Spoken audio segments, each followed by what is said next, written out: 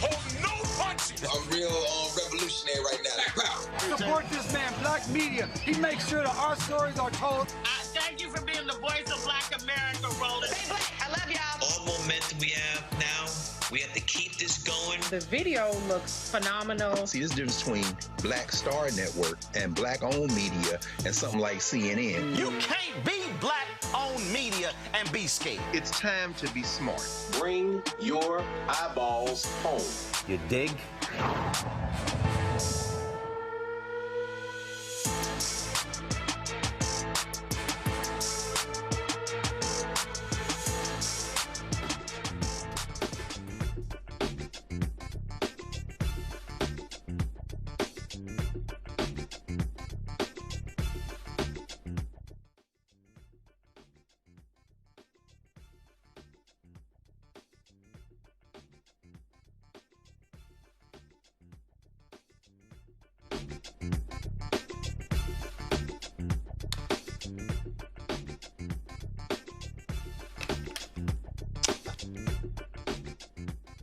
Folks, today is Wednesday, February 4th, 2026. Coming up on Roland Martin Unfiltered, streaming live on the Black Star Network.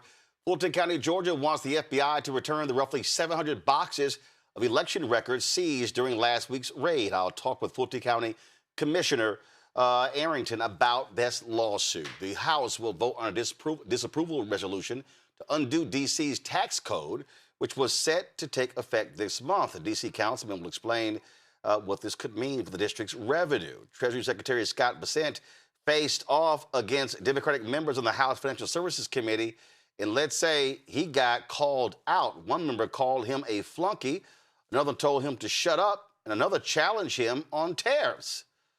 We have it all for you. In Texas, a white MAGA man approached the wrong group of students and assaulted a female student. Guess what? He met team whoop that ass. We have the video. And a Black Virginia man gets arrested as he gets home from work for wearing a mask. Really? Lots to break down, y'all. It is time to bring the funk on Roland Martin Unfiltered. On the Black Star Network, let's go. He's got whatever the miss, he's on it. Whatever it is, he's got the scoop, the fact, the find. And when it breaks, he's right on time and it's rolling. Best believe he's knowing. Putting it down from sports to news to politics. With entertainment just for kicks, he's rolling.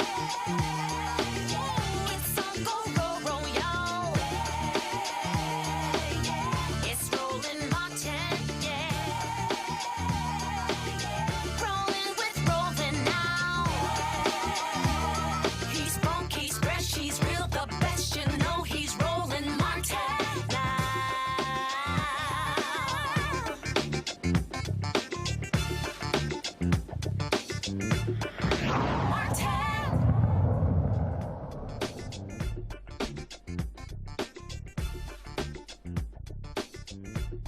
Folks, Fulton County officials are pushing back following last week's FBI raid on the county's elections center. Earlier today, the county filed a motion seeking the return of the original 2020 election ballots and records that were seized by FBI agents at the behest of Donald Trump.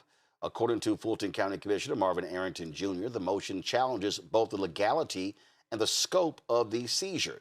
It also seeks the court to restore the records to a Georgia custodian. Approximately 656 boxes of original 2020 election materials were seized. The move marks the county's latest effort to challenge the federal government's handling of the raid and Donald Trump's agenda.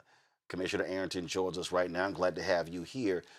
So are you contending that the seizure by the FBI at the behest of Donald Trump was an illegal seizure? What's the basis of the motion to return? Thank you, Roland, for having me. Happy to be here. Yes, we're doing everything we can to try to protect the residents of Fulton County and their private and personal information.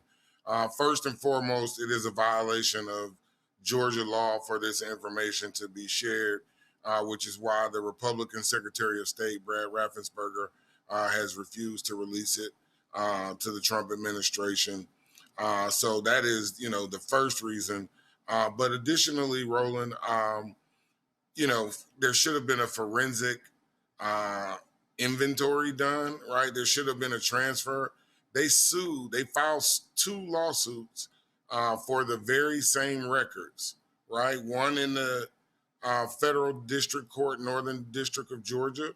And then they also filed, along with the Republican Party of Georgia, for the same records in a state court case, Superior Court of Fulton County, before the judge there and Judge McBurney. And so Judge McBurney had already indicated that he was going to give them these documents, but they would have been a cost of approximately $450,000 for them to copy the documents, not to take our originals and break the chain of custody. And so, and look, you had a situation here where you had the director of the National Intelligence who was on the scene. We now know from the New York Times that Donald Trump called her and she put him on speakerphone to talk to the FBI agents. I mean, talk about, like, none of that made sense whatsoever to have him involved in this. No, it doesn't make any sense, Roland. And, I think certainly he has some ulterior motives, because the only thing that those ballots that they seized will show is that he lost Fulton County by 240,000 votes. And so it just defies logic that they would file suit for these documents and then do an end around on both of those lawsuits in, federal court and in state court, and circumvent the judge's authorities. So we believe that the documents, should come back to the state of Georgia. There should be a forensic accounting. And frankly, again, this violates Georgia law. And so we even have residents that want to file who believe that they have been aggrieved, right? They don't want their personal information shared. I imagine that there will be others that will be joining or filing similar complaints with the court. What I found to be hilarious is that there were other Republicans who were running. There were other Democrats who were running. There were Republicans who won on the same ballot. So it's amazing how those Republicans aren't calling the election unfair. Well, this is all politics, right? We've got an election coming up in May. Brad Raffensperger, the former Secretary of State, who stood up and told Trump that he could not find the 11,000 votes. He's running to be the next governor on the Republican primary, but him coming out and making that statement now probably doesn't do him any good in that Republican primary, right? But yes, not only that, we've had 25 elections since the 2020 presidential election. And so, if Fulton County is running rampant with corruption and fraud, it would seem the way to prove that would be to prove that over all of those elections, not over the only election that he lost, right? He won the election in 2016 and 2024. So, it's odd that he doesn't want those records as well. It shows that he's only worried about trying to prove that he believes that he didn't, that he won the 2020 presidential election. But Fulton County is 70% Democratic. In 2020, Joe Biden got 73% of the vote, and Donald Trump got 26% of the vote. And so that's not going to change. Fulton County is 70% Democratic, and DeKalb County is 80% Democratic, and that bears out in every election. We played a clip yesterday of Trump in the Oval Office where he was asked about his call for Republicans to take over elections in 15 states, 15 Democratic states. And what did he do? He mentions Fulton County. He mentions Philadelphia. He mentions Detroit. And I keep telling people, in 2020, Donald Trump kept targeting black cities. That's what this is all about. This is a racist attack on black cities where black people are. That's why he keeps singling these areas out. He doesn't bring up a single majority white city. Right. No, it is completely crazy. And, we can see right through it, right? I mean, you called it exactly for what it is. We know what it is. We know why he's doing it. We just were not prepared for them to circumvent the process that they initiated in filing the lawsuits, right? We assumed that they would have gone through that process. The judge would have given them an order. He already indicated that he would grant them access to the records, but there would have been an orderly transition which would have maintained the chain of custody. Frankly, he can't prove that it would have been to his benefit to maintain the chain of custody. If he wanted to argue that something was different or something was wrong, he should have tried to maintain the chain of custody, because now the chain of custody has been broken.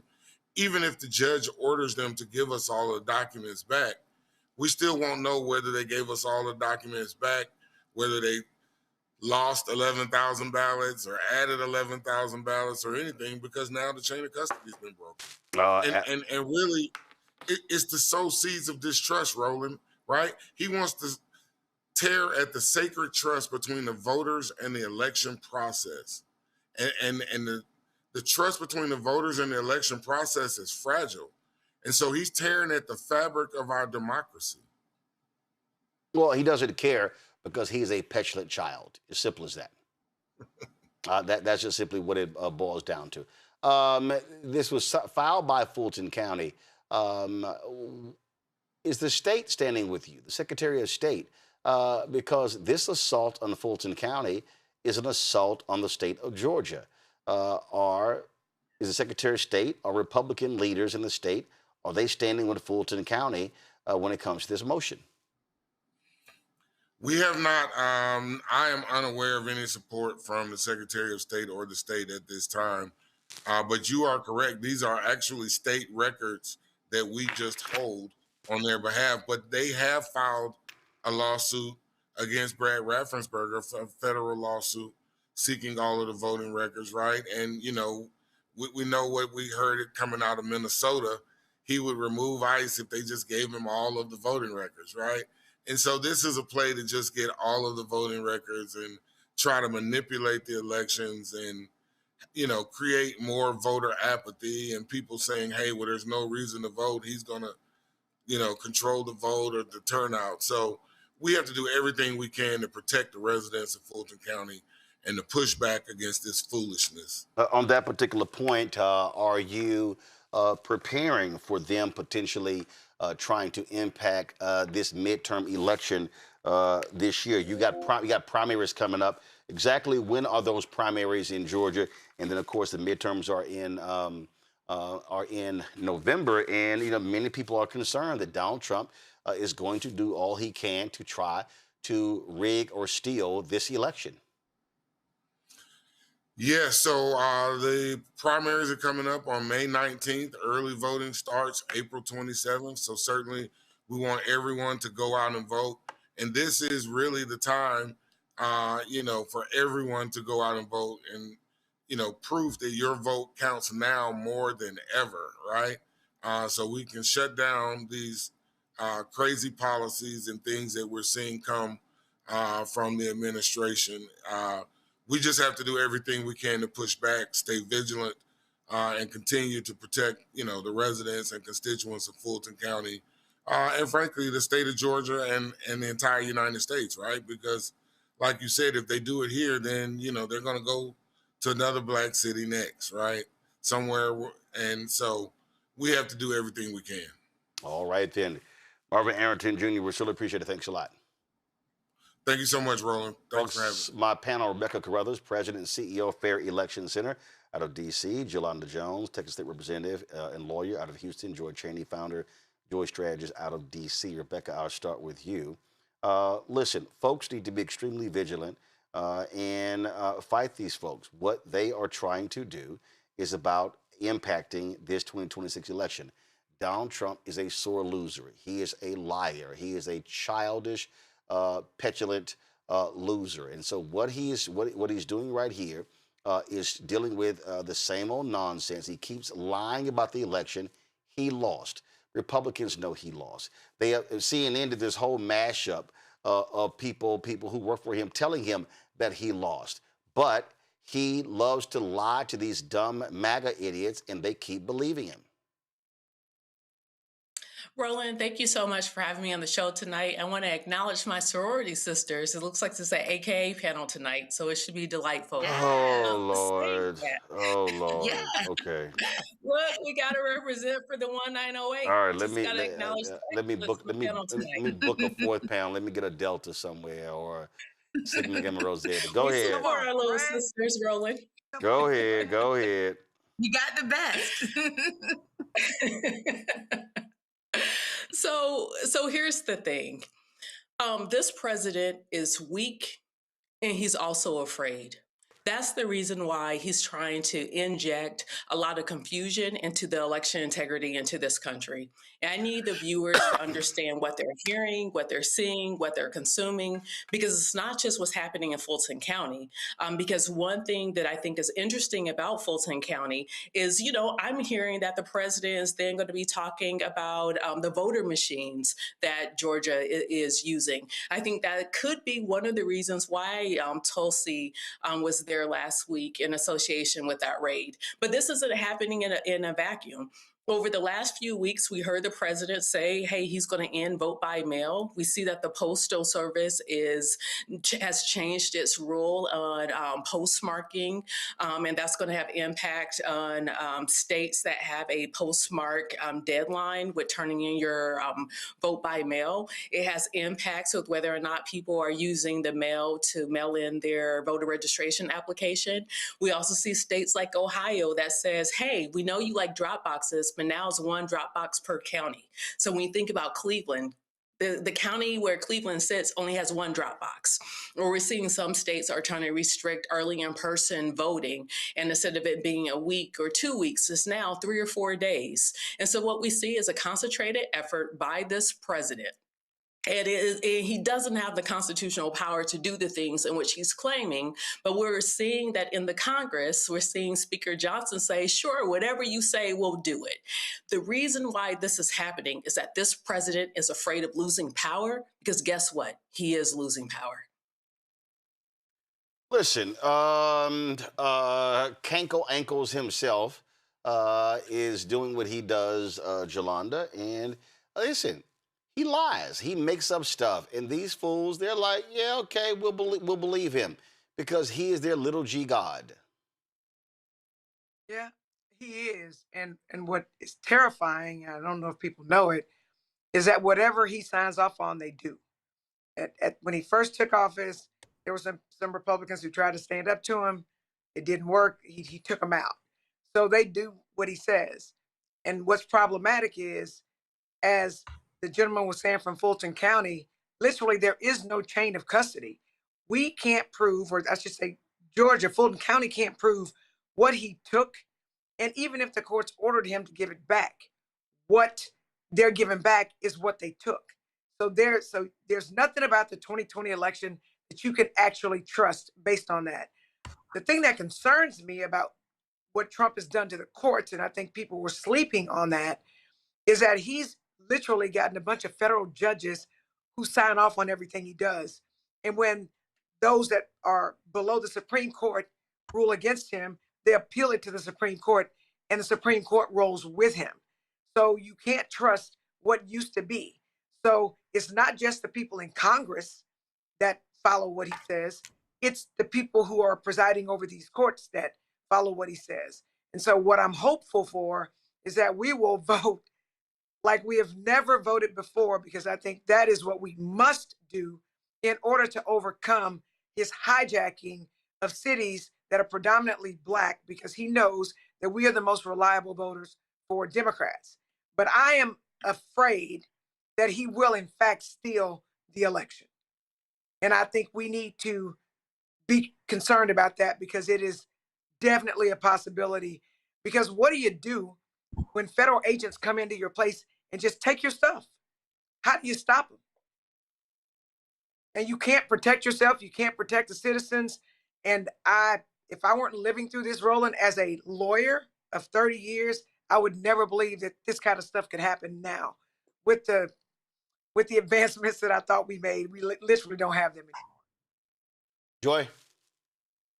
Right. I mean, I think that what Donald Trump is also doing is stress testing the bounds of our democracy. He's testing our courts. He's testing Congress. Congress has completely failed, with the exception of a few green shoots, right? He's trying to see how far can he take it. He's trying to see in Minneapolis, Minnesota, he stress tests the community there, and he's gotten significant pushback, and they had a huge win today. It's not enough, but they had a huge win today. He's trying to see how far can I take it? What can I create a new normal for so that it seems less bizarre? So that I think his end goal is to remain in power and to make sure that Republicans it's impossible to vote them out, to scare people, even if he's not ultimately successful here in Georgia, which I don't believe he will be. He has now frightened people. He has now distracted us, frightened people, frightened election officials, creating a new normal such that when we go back, even if it's worse than it was before, it feels better than what it could be. And so America is going to have Democrats and those Republicans who believe in our democracy. We're going to have to look to see what other countries have done, what we have advised other countries when we were trying to secure elections in other places, on how you fight back on a rogue, illegal, authoritarian regime that is determined to stay in power. That's also what's happening with the military. Excuse me, not with the military, but with the ICE officials, DHS officials that are on the ground. I believe that's why Tulsi Gabbard is there. They want to make this, to see what they can trigger to make this a national security issue so that Donald Trump can find some way to either delay or block upcoming elections. I do believe that's the end goal. And we can't worry about being alarmist. We have to tell the truth about what the worst could be, because frankly, that is what he has been doing. At this point, he has shown us who he is. We must believe him. All right, folks, going to a break. We come back, more to talk about, including Washington, D.C.'s tax code. Republicans in Congress meddling in their business again. Lots to break down. You're watching Roland Martin Unfiltered on the Black Star Network.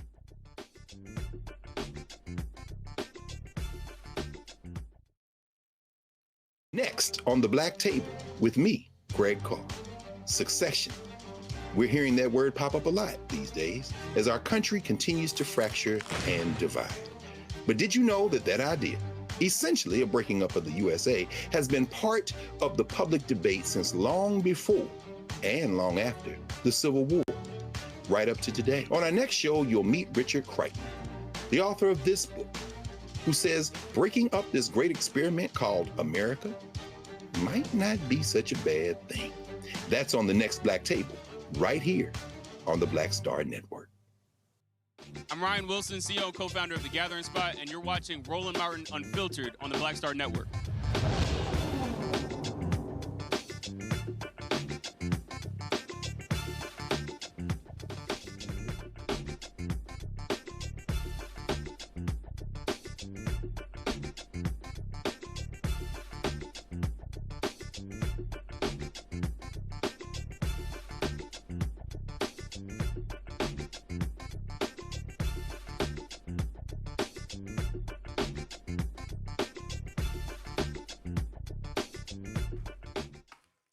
Folks, Congress is considering a resolution that could overturn Washington, D.C.'s new tax code, which was set to take effect this month.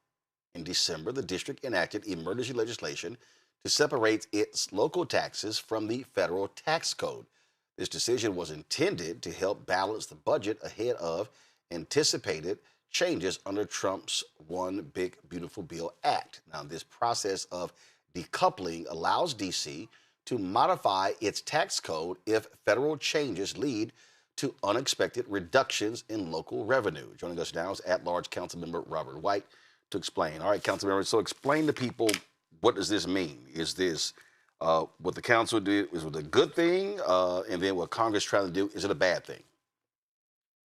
Yes and yes, Roland. So DC, like a lot of states, including Alabama, doesn't automatically accept federal tax changes because on a local level, like we can't print money like Congress does. So Congress blew with the big, beautiful bill. a $700 million hole in our budget. So we decoupled our tax code from the federal government. Now Congress is jumping on DC saying we're going to undo your tax code in the middle of tax season. So folks who have filed taxes already would have to refile. We have a $700 million gap that pays for schools, public safety, roads. I mean, it's ridiculous. And this is an example again of Republicans who always talk about local control, who want to run Washington, D.C. government. They don't care that D.C. residents have elected representatives for them. That's right. DC residents elected us to take care of business. We can't run a deficit like Congress, so we have to be very careful about changes to our tax code. We either have to cut programs or raise taxes. And so when the federal government says we're going to change the tax code in DC, like a lot of states, decoupled from the federal tax code, so we didn't blow a hole in our budget, Congress is jumping in on DC and saying, no, we're going to undo it. Why? Just because they can. And the principles of local control, that stuff has gone out the window. But we're going to pay the consequences for this. And again, this is a year after Congress stole $1 billion of our local tax money. So we're having trouble just keeping our footing and managing day to day because Congress and the president keep jumping in. It is. So, how much money we're talking about here? How have y'all broken that down? What that would actually be? Yeah, it would be $690 million over the next 4 years. That is a big chunk of money for the District of Columbia. And unlike other cities, we don't have a state supporting us. So we don't have any way to backfill this money without raising taxes. And so we will be left, if Congress does this, with the option of either raising taxes or cutting things like early childhood education.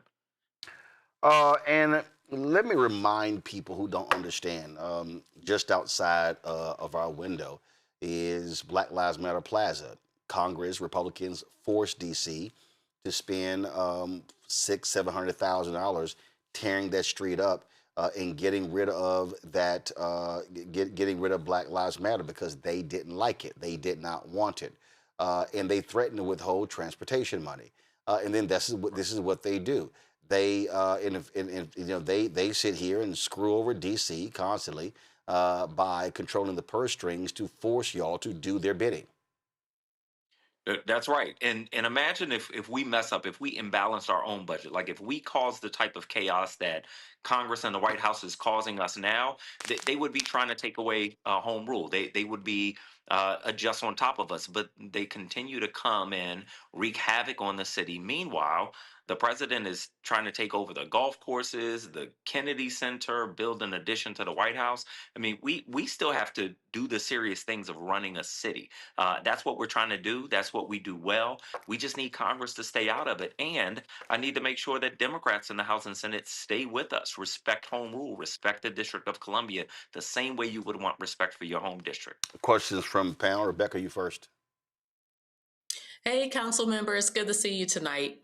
So for a lot of the viewers watching, how can they support you and how can they support DC residents? Look, if you are inside or outside of DC, if you're outside of DC, please call your senator. Tell them you want them to stay out of DC local issues. That is easy enough. If you live inside DC, go to Free DC Project website and find the phone numbers for senators and reach out to them. Myself, I'm working to schedule meetings with senators to make sure they understand and stop this. I think we lost the House, but we don't have to lose the Senate here. Jolanda. Thank you for explaining it to us because, of course, we're not in DC, but I'm also a former at-large council member. And I know that the people who live in DC are like the people that live in Houston. They want the lights to run. They want the garbage picked up. They want the streets not to be broken. They need those types of things. And I'm not surprised to hear what they're doing to you guys, because even here in Houston, the state makes special rules for Houston because it's got a whole bunch of Black people. And so I feel very badly for what you're going through.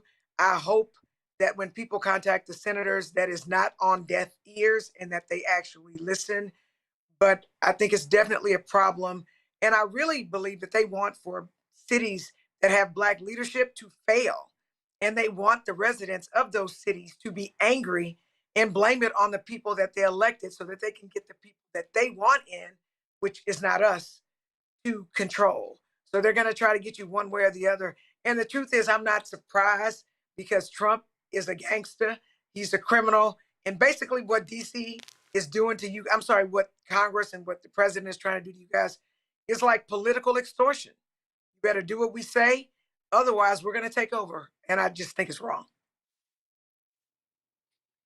Yeah, Joy, I appreciate that. It is wrong, and you all have felt our pain. I mean, you all went without a member of Congress for some time. That's how we feel every day. But you get it when you're in charge of running a city, you have to make things work. It's not like being in Congress. We have to, keep the buses running. We have to keep the streets paved. We have to keep balanced budgets, and that's what people elect us to do. Joy, keep the trash picked up.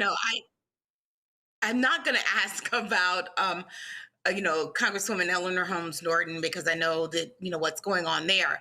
That said, often the Maryland and Virginia House and Senate members will assist DC. What are they doing to support your efforts and depiction and the lobbying effort around this issue? That's a great question. In the House, we've been lucky. Congressman Raskin, Congressman Glenn Ivey from Maryland, new fellow from Northern Virginia, Congressman Walkinshaw.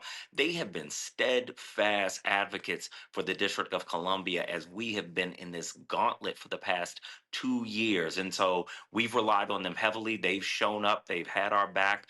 Many other members have as well. But we've got to keep the fight going because we rely on our neighbors in Maryland and Virginia who have senators and voting members of Congress to have our back when things like this happen. Can I ask a follow-up? Yeah, go ahead. Why is it so important for DC to have a representative who can fight for them? Just to underscore it again for everyone in the back. I appreciate it. For the folks in the back, two things I want you to know. One, DC's delegate is the quarterback for our federal strategy. So when things like this happen, when they're trying to wreak havoc, we need our delegate fighting. It is the only elected member of Congress, House and Senate, with no vote, and they still have got to protect DC. But also, remember this. If DC were a state, when DC becomes a state, there will be 2 Democratic senators. That will shift the balance of power. So as we're looking at these redistricting fights across the nation, we have to remember that DC statehood should be at the top of that agenda because that's how we protect the nation. That's how we protect the power of Congress and be a check on the president. All right, Councilman White, we certainly appreciate it. Thanks a lot for joining us. Thanks, Roland.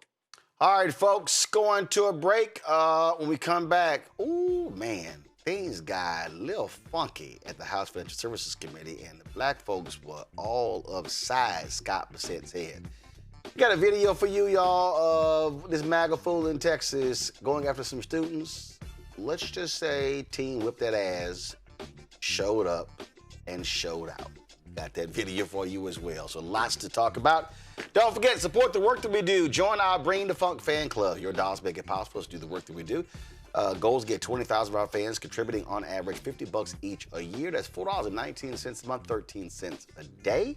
And then that funds all of the shows. This show, the Breakdown, Brittany Noble. It funds Second Opinion with Dr. Ebony Jade Hilton, Greg Carr's show, Reverend Dr. Jackie Hill Martin's show, Other Side of Change, our book club, everything that we do, our live broadcast. And so, folks, what we're doing here, nobody else is doing. Nobody else is giving you this sort of stuff.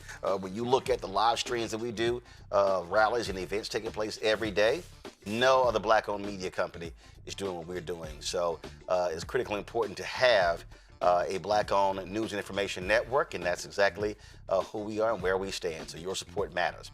If you want to use Cash App, use the Stripe QR code. You see it right here on the screen. And, of course, you can use that for credit cards as well. Checks and money order. Make it payable to Roland Martin Unfiltered. P.O. Box 57196, Washington, D.C. 2003 7-0196. PayPal's R. Martin Unfiltered. Venmo's RM Unfiltered. Zelle. Roland at RolandSMartin.com. Roland at RolandMartinUnfiltered.com. We'll be right back.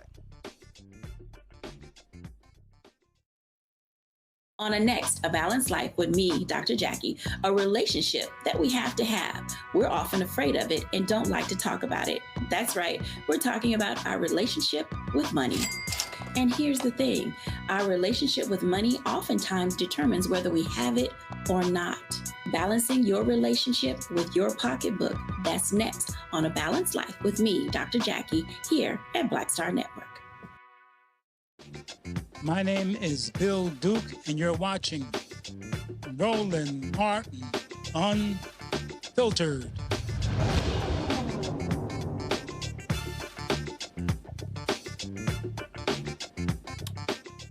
Well, it was a little funky today, folks, at the House Financial Services Committee hearing.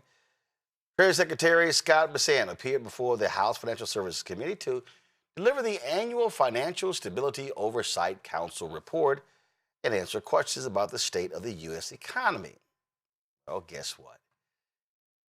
Democratic members were all over his ass. And man, it was rough. California Councilwoman Maxine Waters, Massachusetts, Ayanna Pressley, Ohio's Joyce Beatty, New York's Gregory Meeks, my alpha brother.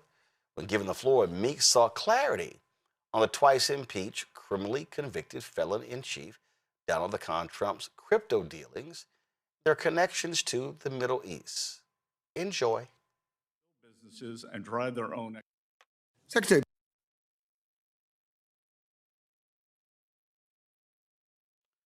All right, guys, let's get the video playback straight so we can hear what Meeks had to say.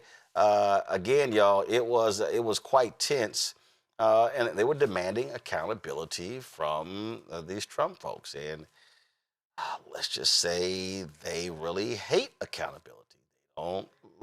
They don't like accountability. So let's just do this here. We got to make some changes to our computer system. So So we're going to take a break, and actually, let's do this here. I'm just going to switch to the next story. Y'all let me know when y'all got the video machine ready so we can play this here.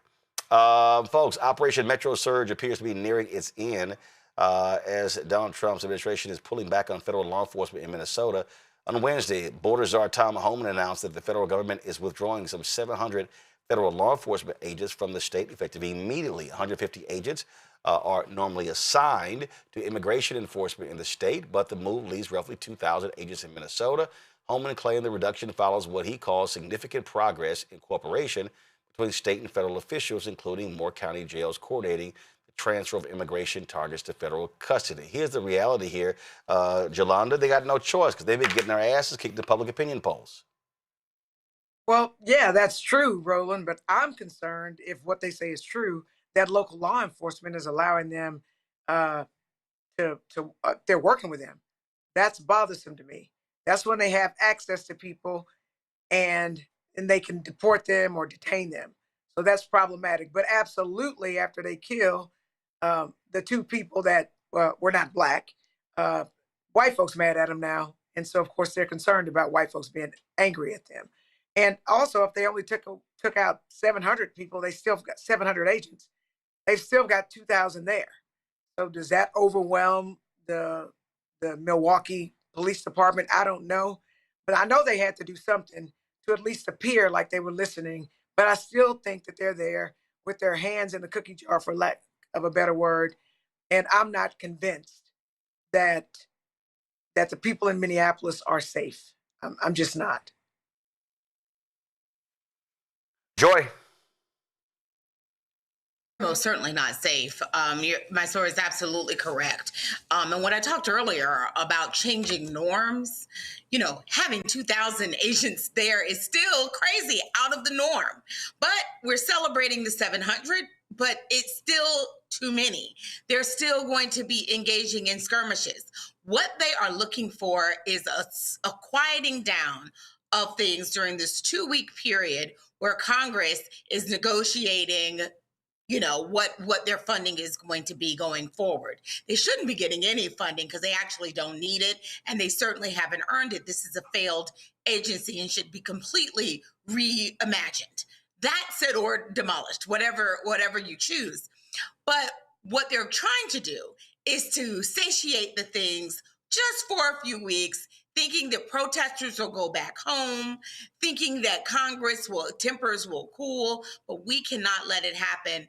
We know that this is just a temporary measure, that they'll be right back doing the same things, whether they may not want to kill white people anymore because they know that's, where there's a line, but they'll be right back to harassing Black people and mostly brown people in these areas. And we cannot allow that. And we have to challenge our white friends and family members and neighbors that we need their energy to remain steadfast and ratchet it up, even when it doesn't look as hot as it has looked over the last month.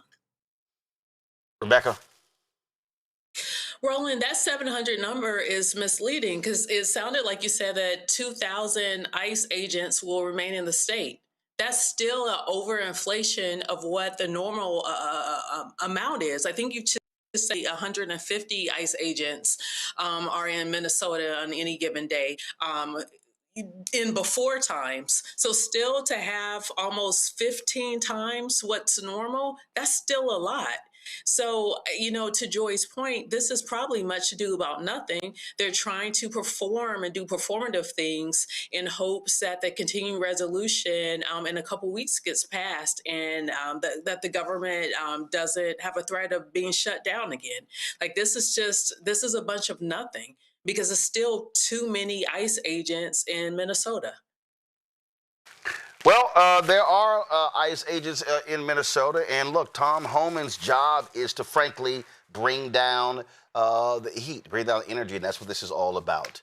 All right, folks, going to go to a break. I'll be right back on Roland Martin Unfiltered on the Black Star Network.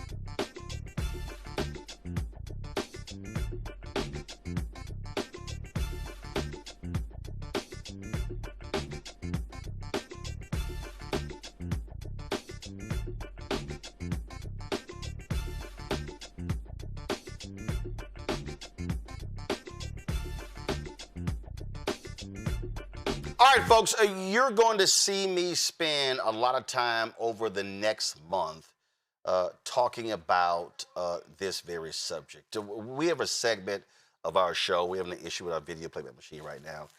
We would normally play the stinger. It's called Where's Our Money? Where's Our Money? And I need people to understand the conversation that we are about to have. And I need Black people to really understand what I'm about to talk about, because there are a lot of Black folks who have no concept or understanding of what I'm about to say. And that is, the business of politics is huge. We're talking billions of dollars being spent in every election cycle. Y'all, I'm talking billions. We're talking about school district races, city council races, DA races, judicial races, state rep, state senate, city council members, county commissioners, water district, gubernatorial. We're talking U.S. House, U.S. Senate, presidential. I mean, we're going state Supreme Court races. And folks, it's all driven by funding. So you have campaigns. So when you want to run for office, you have a campaign team. But when you have a campaign team, what you also have the business. So guess what? The yard signs, the door knock, the door tags, all those things, all those things. I mean, we can go on and on and on. The PR companies, the ad agencies, we're talking, you name it. And here's a reality, especially when we talk about national politics. You cannot name me a single major black-owned political company. Okay, let me make this thing even better for you. Kellyanne Conway, after leading Trump's campaign, sold her firm, multimillionaire. David Axelrod, multimillionaire.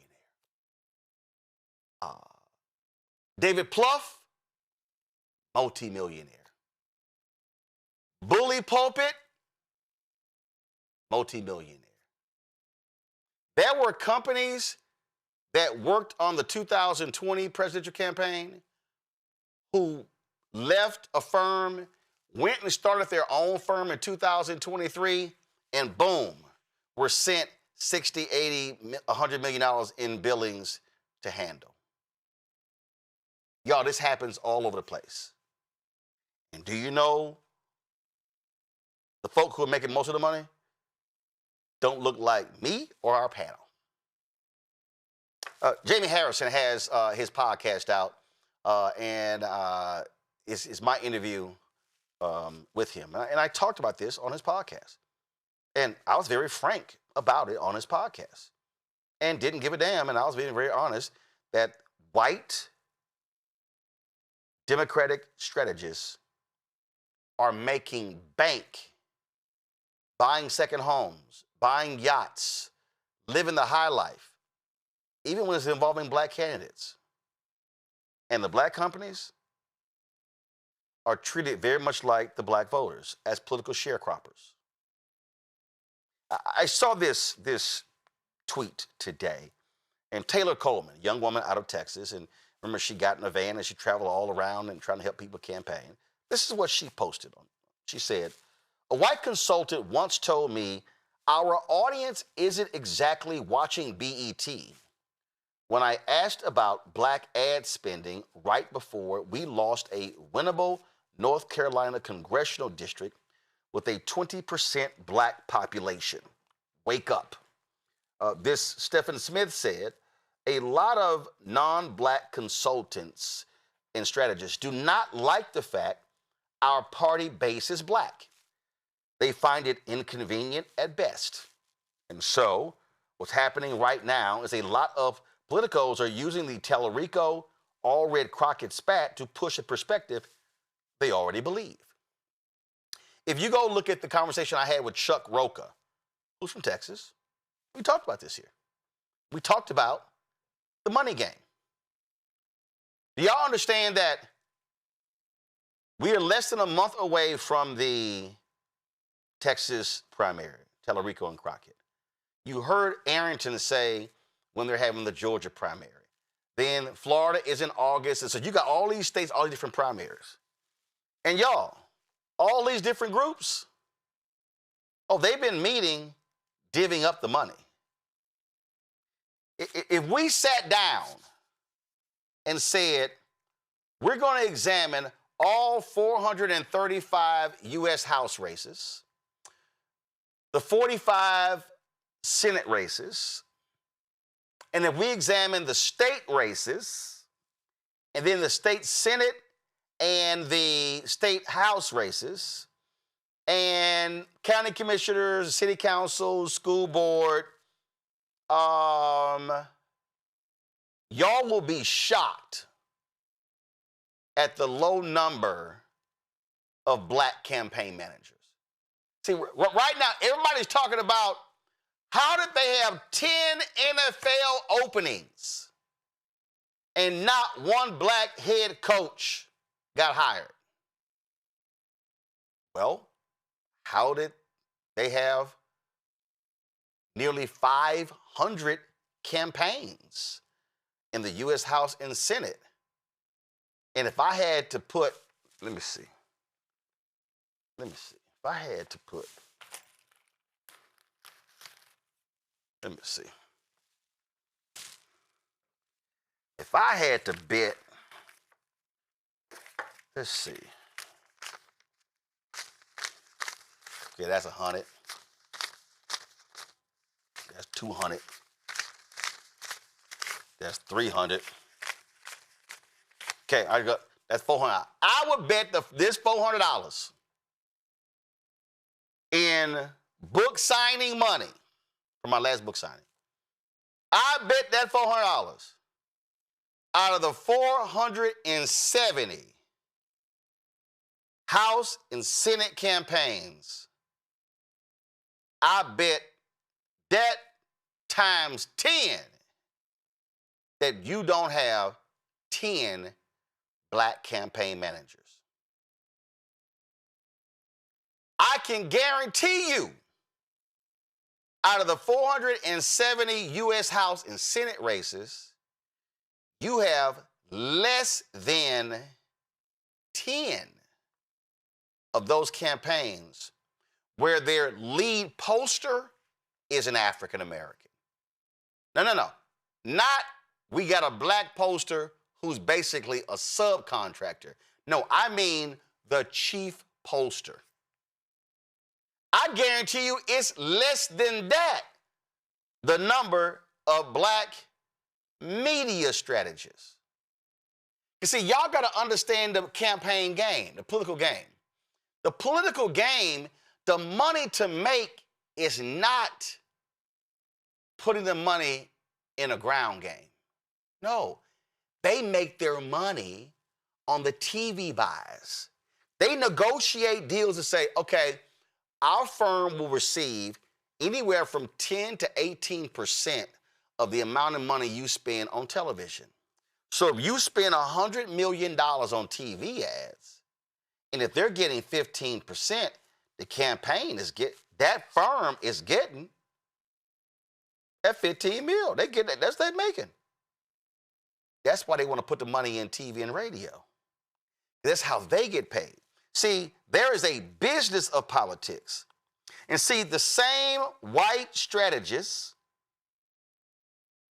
move to the next campaign whether the candidate wins or loses. So the Democrats and the Republicans, they have the DSCC, Democratic Senate Congressional Committee, and the DCCC, they got an approved list of vendors. These are the list of strategists, communications people, campaign people. These are the vendors. They're not black. And so the black folks, they have what I call lifestyle jobs. See, some of y'all about to really, let me explain what a lifestyle job is. That means they're going to pay you 60, 70, 80,000. You might get 100. You might get 150. He or she going to make 3, 4, 5 million. So you're trying to get a campaign job. They're giving campaign contracts. And so when we're trying to fight this stuff, I have to deal with Simple Simon Negroes. What you trying to do? You trying to sit here and get that Democratic money? So does NBC, CBS, ABC, so does Fox, so does the New York Times, the Washington Post, Wall Street Journal, USA Today, Los Angeles Times, Charlotte Observer, Houston Chronicle, Dallas Morning News, Chicago Tribune, Chicago Sun-Times, Boston Globe, Louisville Courier-Journal, Miami Herald, and on and on and on. Every media company is trying to do that.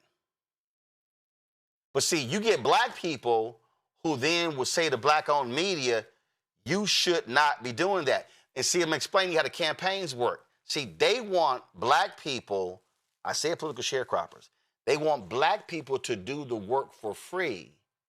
So, and I'll tell you, somebody called me last month. Hey, And well-meaning brother, hey, I got some candidates I would love to get on your show. Okay. Are those candidates spending any advertising money? See, I'm going to tell the campaign the same thing I tell these streaming services. If you believe that my audience is valuable enough to talk to vote, or to watch your shows, how is my same audience not valuable enough for you to run ads to appeal to them? See, the point is not, oh, this quid pro quo. No. They automatically are going to spend with white media. But they ain't going to do it black media. And see, they're going to give black media a crumb and see thirsty, hungry, starving Negroes. Oh, my God, boss, this is an amazing meal. This is me. That's a crumb. I can't eat that. That's a crumb. So what you want me to do with a crumb? Hell, I can't even lick my fingers eating a crumb. It ain't enough. So people then go, well, why can't we have black media covering this, covering this? That costs money. So how are we going to send the staff? How are we going to buy the equipment? Where do you think the money comes from? In media, the money comes from advertising. So here we are in a political year. And I'm telling y'all right now, it's going to happen. The Senate Majority PAC, that's Chuck Schumer's PAC, trying to elect those United States senators. Who are they spending money with? In Sherrod Brown race in Ohio, the Texas race, Ossoff's race in Georgia, Cooper's race in North Carolina, the race in Alaska, the race in Maine. See, I can go on and on and on. And what I'm trying to get us to understand, black people, that when you all of a sudden are able to build up black political firms, and they can then have outcomes where candidates win, they hire people, and they hire more people, and then they get larger. It doesn't mean that a black-owned firm can only talk to the black people. If you are a pollster who is black, you can poll non-black people.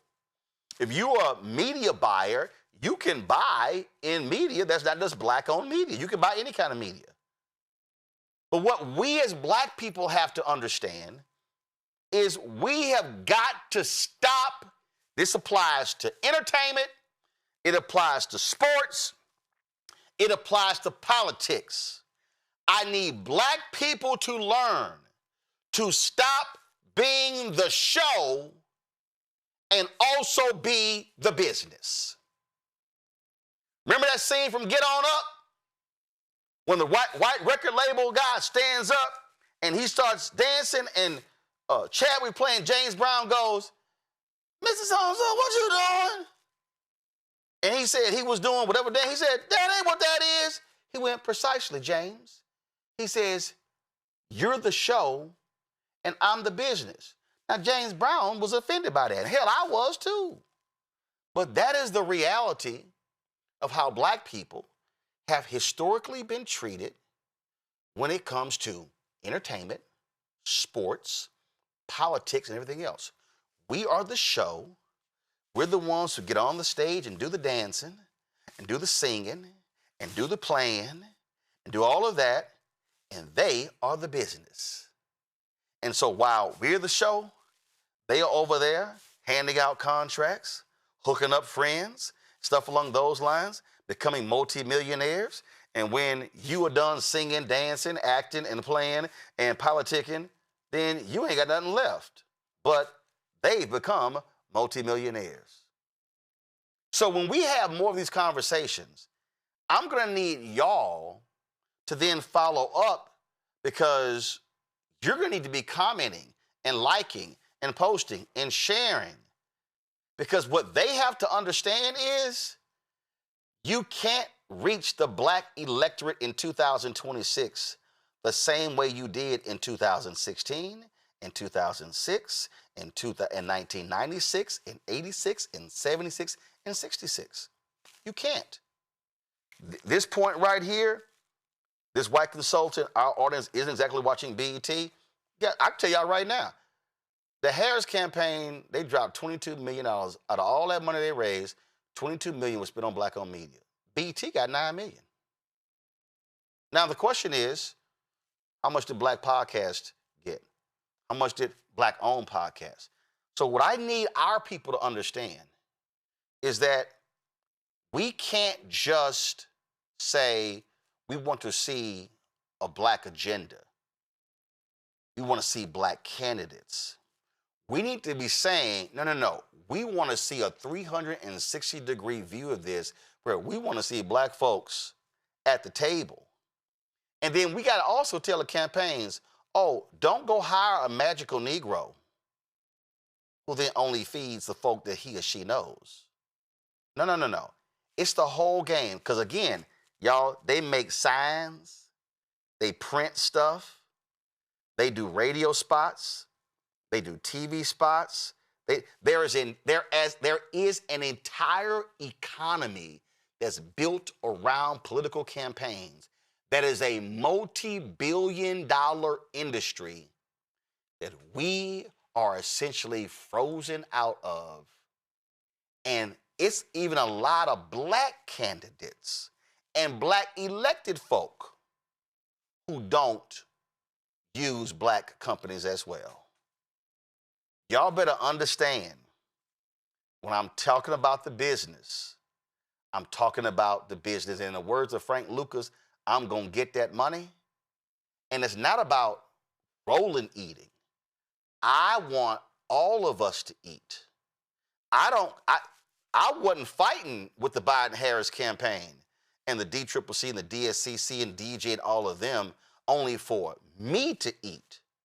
I was saying, no, we have to eat because one black-owned media company can't eat it all. Just like hell, Disney can't eat it all. Comcast can't eat it all. Fox can't eat it all. So what makes one black company think they can eat it all? But I'm telling y'all, you don't even realize it. This is multiple billions are going to be spent in 2026.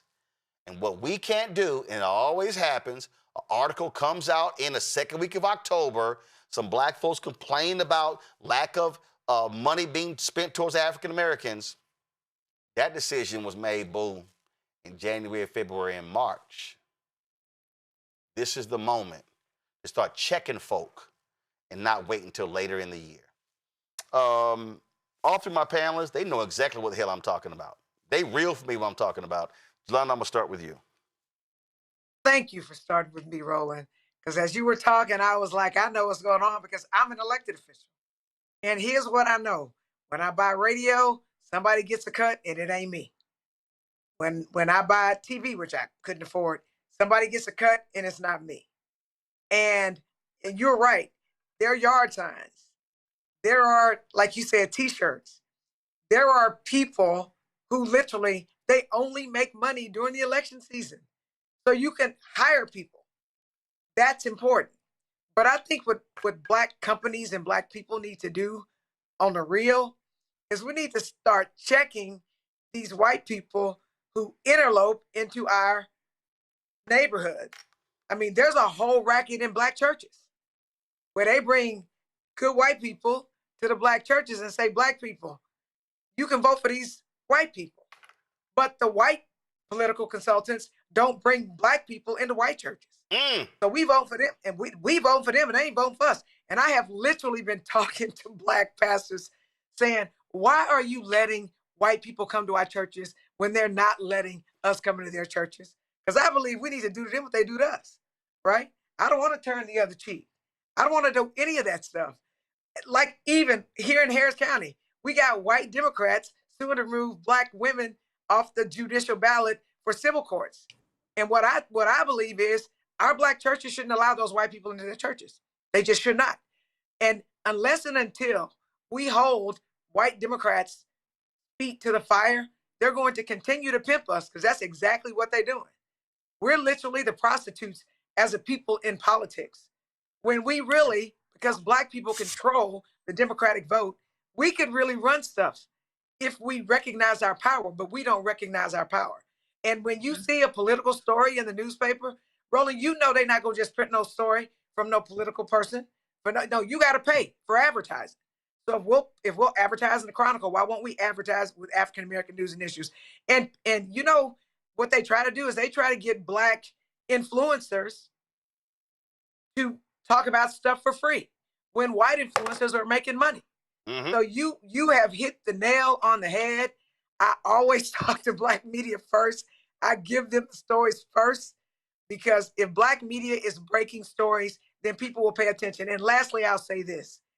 You know, we've got you, Roland, and you have, I guess, showed a lot of people how to break away from mainstream white media. But we got Don Lemon, we got Joy Reid. We have Black people.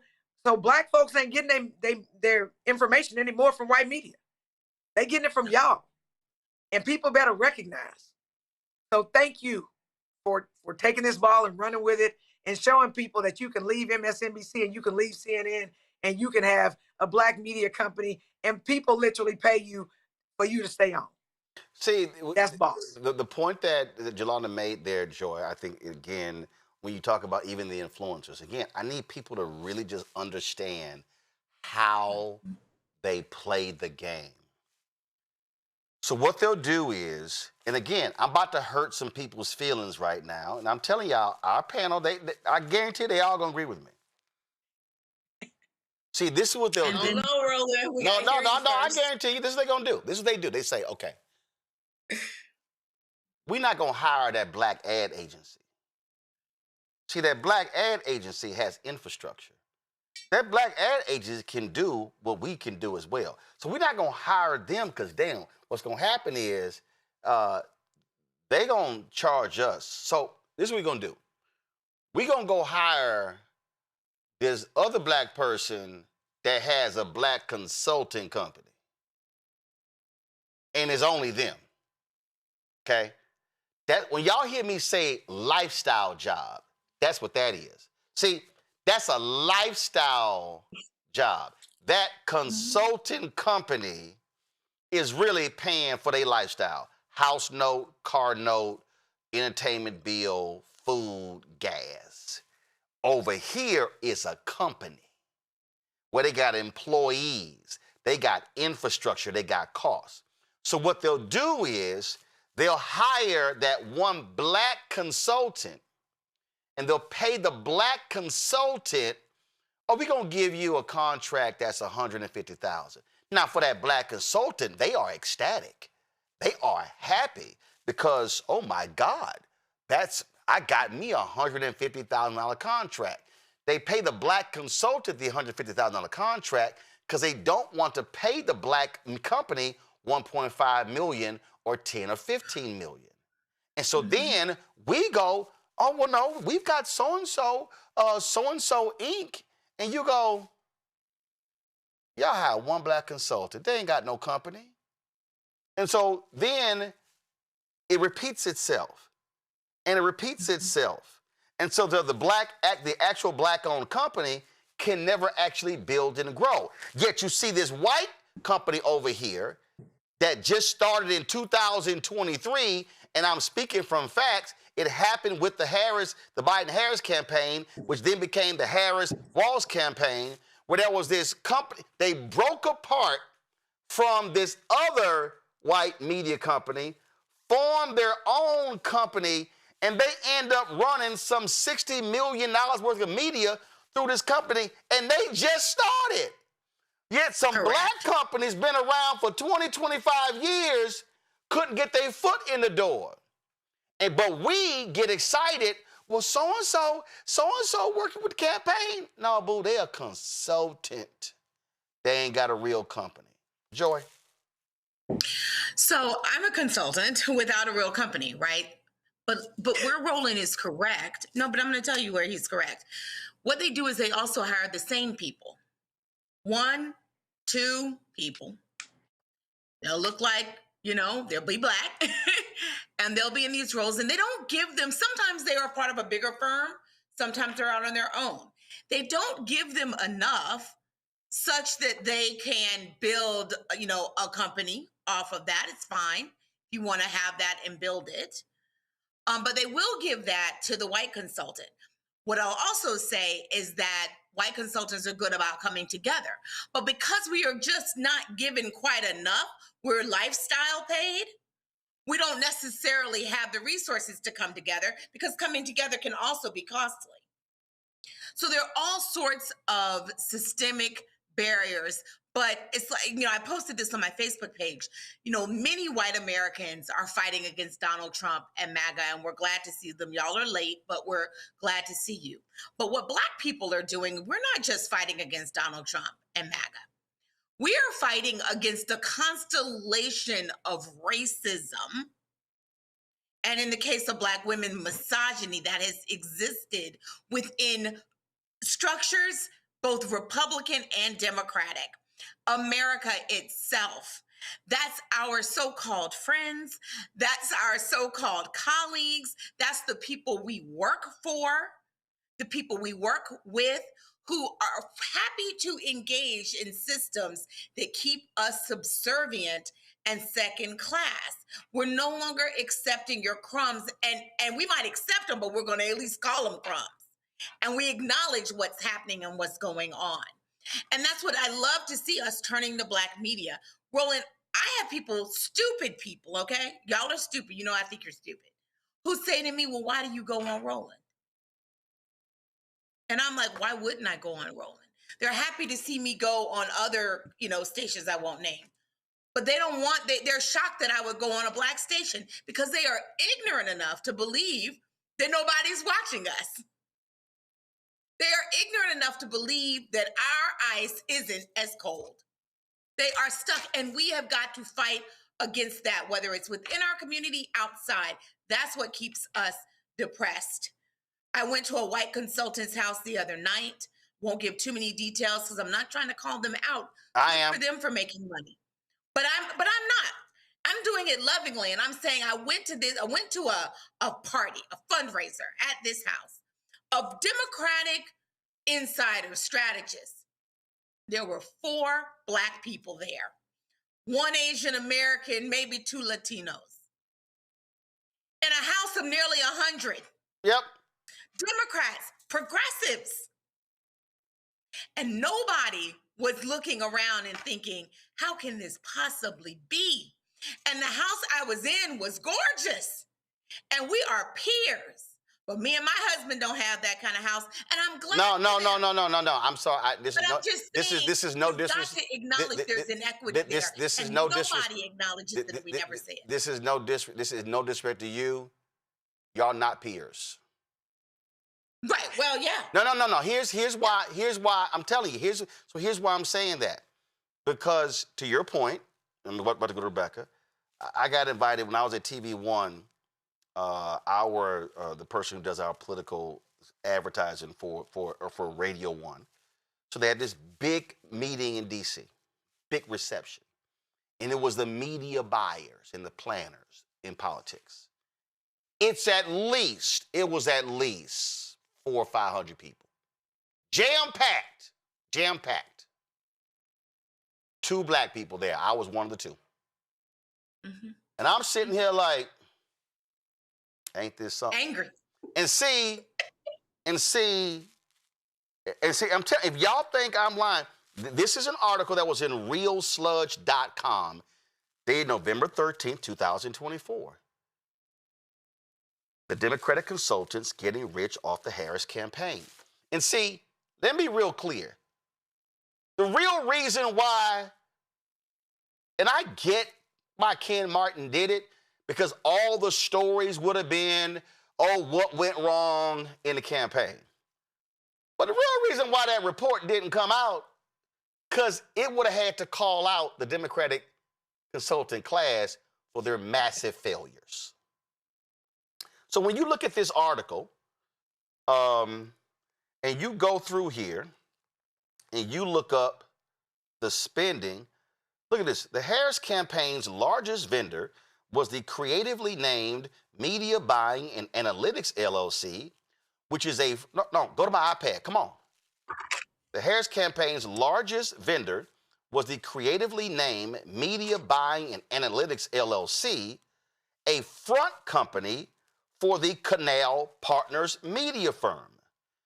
Y'all, Media Buying and Analytics LLC lists an Atlanta UPS store on its invoices that can be accessed through the FCC. It is registered in the state of Georgia by what appears to be a law firm based out of a suburban office plaza. However, some FCC filings show the firms are linked, and Canal Partners Media's president confirmed the tie to Business Insider in 2020. Now, I'm about to mess y'all up. Founded in May of 2019. That means they were only 5 years old. Media Buying and Analytics LLC has overseen more than $280 million in ad production and placement spending for the Harris campaign. $280 million. Oh, Canal Partners Media's president is Bobby Kahn, a former chief of staff for Georgia Governor Roy Barnes and former chair of the Georgia Democratic Party. Kahn formed LUC Media in 1993. His firm merged with Abar Hutton Media in 2013 to form Canal Partners. Abar Hutton Media was formed by Barbara Burr and Shelley Hutton, who remained with the firm as partners buyers. Yo, you start going through this story, and all of a sudden, you start looking at all the business they do and all the firms they represent. Oh, look at this here. The Washington, D.C.-based digital firm Gambit Strategies was paid $122 million for media production and placement by the Harris and Biden campaigns as of the middle of October. They were founded in 2021. They were only 3 years old. They were just 3 years old. And then you go through this here, you will see the partner who they work for other campaigns. Oh, right, look at this right here. Bully Pulpit Interactive. Founded and led by Obama campaign veterans, non-black, Bully Pulpit Interactive has been a leading Democratic consultancy and media firm in recent election cycles. The company received disbursements of over $101 million from the Harris and Biden campaigns. Look at this. You go through here, and the firm has multiple partners, including Kim Axelrod. The president is Andrew Bleeker, who was the lead digital marketing strategist for Obama's campaign, for Biden's campaign in 2020. Look at this here. You look at all this sort of stuff. Oh, Bullet Pulpy worked the cycle for several dark money groups in the Harris orbit, including Future Forward USA and Climate Power. Oh, by the way, Future Forward USA, we tried to reach out to them. They would return no phone calls, no emails, no nothing. And so look at this here. You start going in here and look at who they represent. Oh, that super PAC, Future Forward, paid more than $6.7 million to media buying firm Waterfront Strategies, an arm of DC-based media giant GMMB, as well as $2.9 million to Bully Pulpit. Do y'all see how all this money is intermingled and how they all work with each other? And that's the whole point right here, Rebecca. All these folks know each other. And they sit here, I worked here, and we break off, and I'm going to kick you some money. I'm going to kick you some money. So, yeah, we're going to get the $100 million, but I'm going to break you off 20. So guess what? I'm going to get the whole ad. I'm going to get this portion of the ad deal. I want you to handle digital. I want you to handle radio. We all going to get paid. And ain't none of them black. And then what they might do, Rebecca, they might have one black partner, and then somebody goes, ooh, they got one black principal, so let's do business with them because they got one black person who they're calling a principal. And black-owned firms are still on the outside looking in. Roland, how much time are you going to give me? Go! Okay. Well, remember, I own this shit, so it ain't like somebody's telling me rap. Okay, cool. So as your audience knows, I used to be a campaign manager. And I've run campaigns or political projects in every corner of the country. So what does that mean? It means that I've done political work in maybe 40 states, 40-ish states now. And I've done that over the last couple of decades. So that's just one thing, just, to remind your audience. Okay.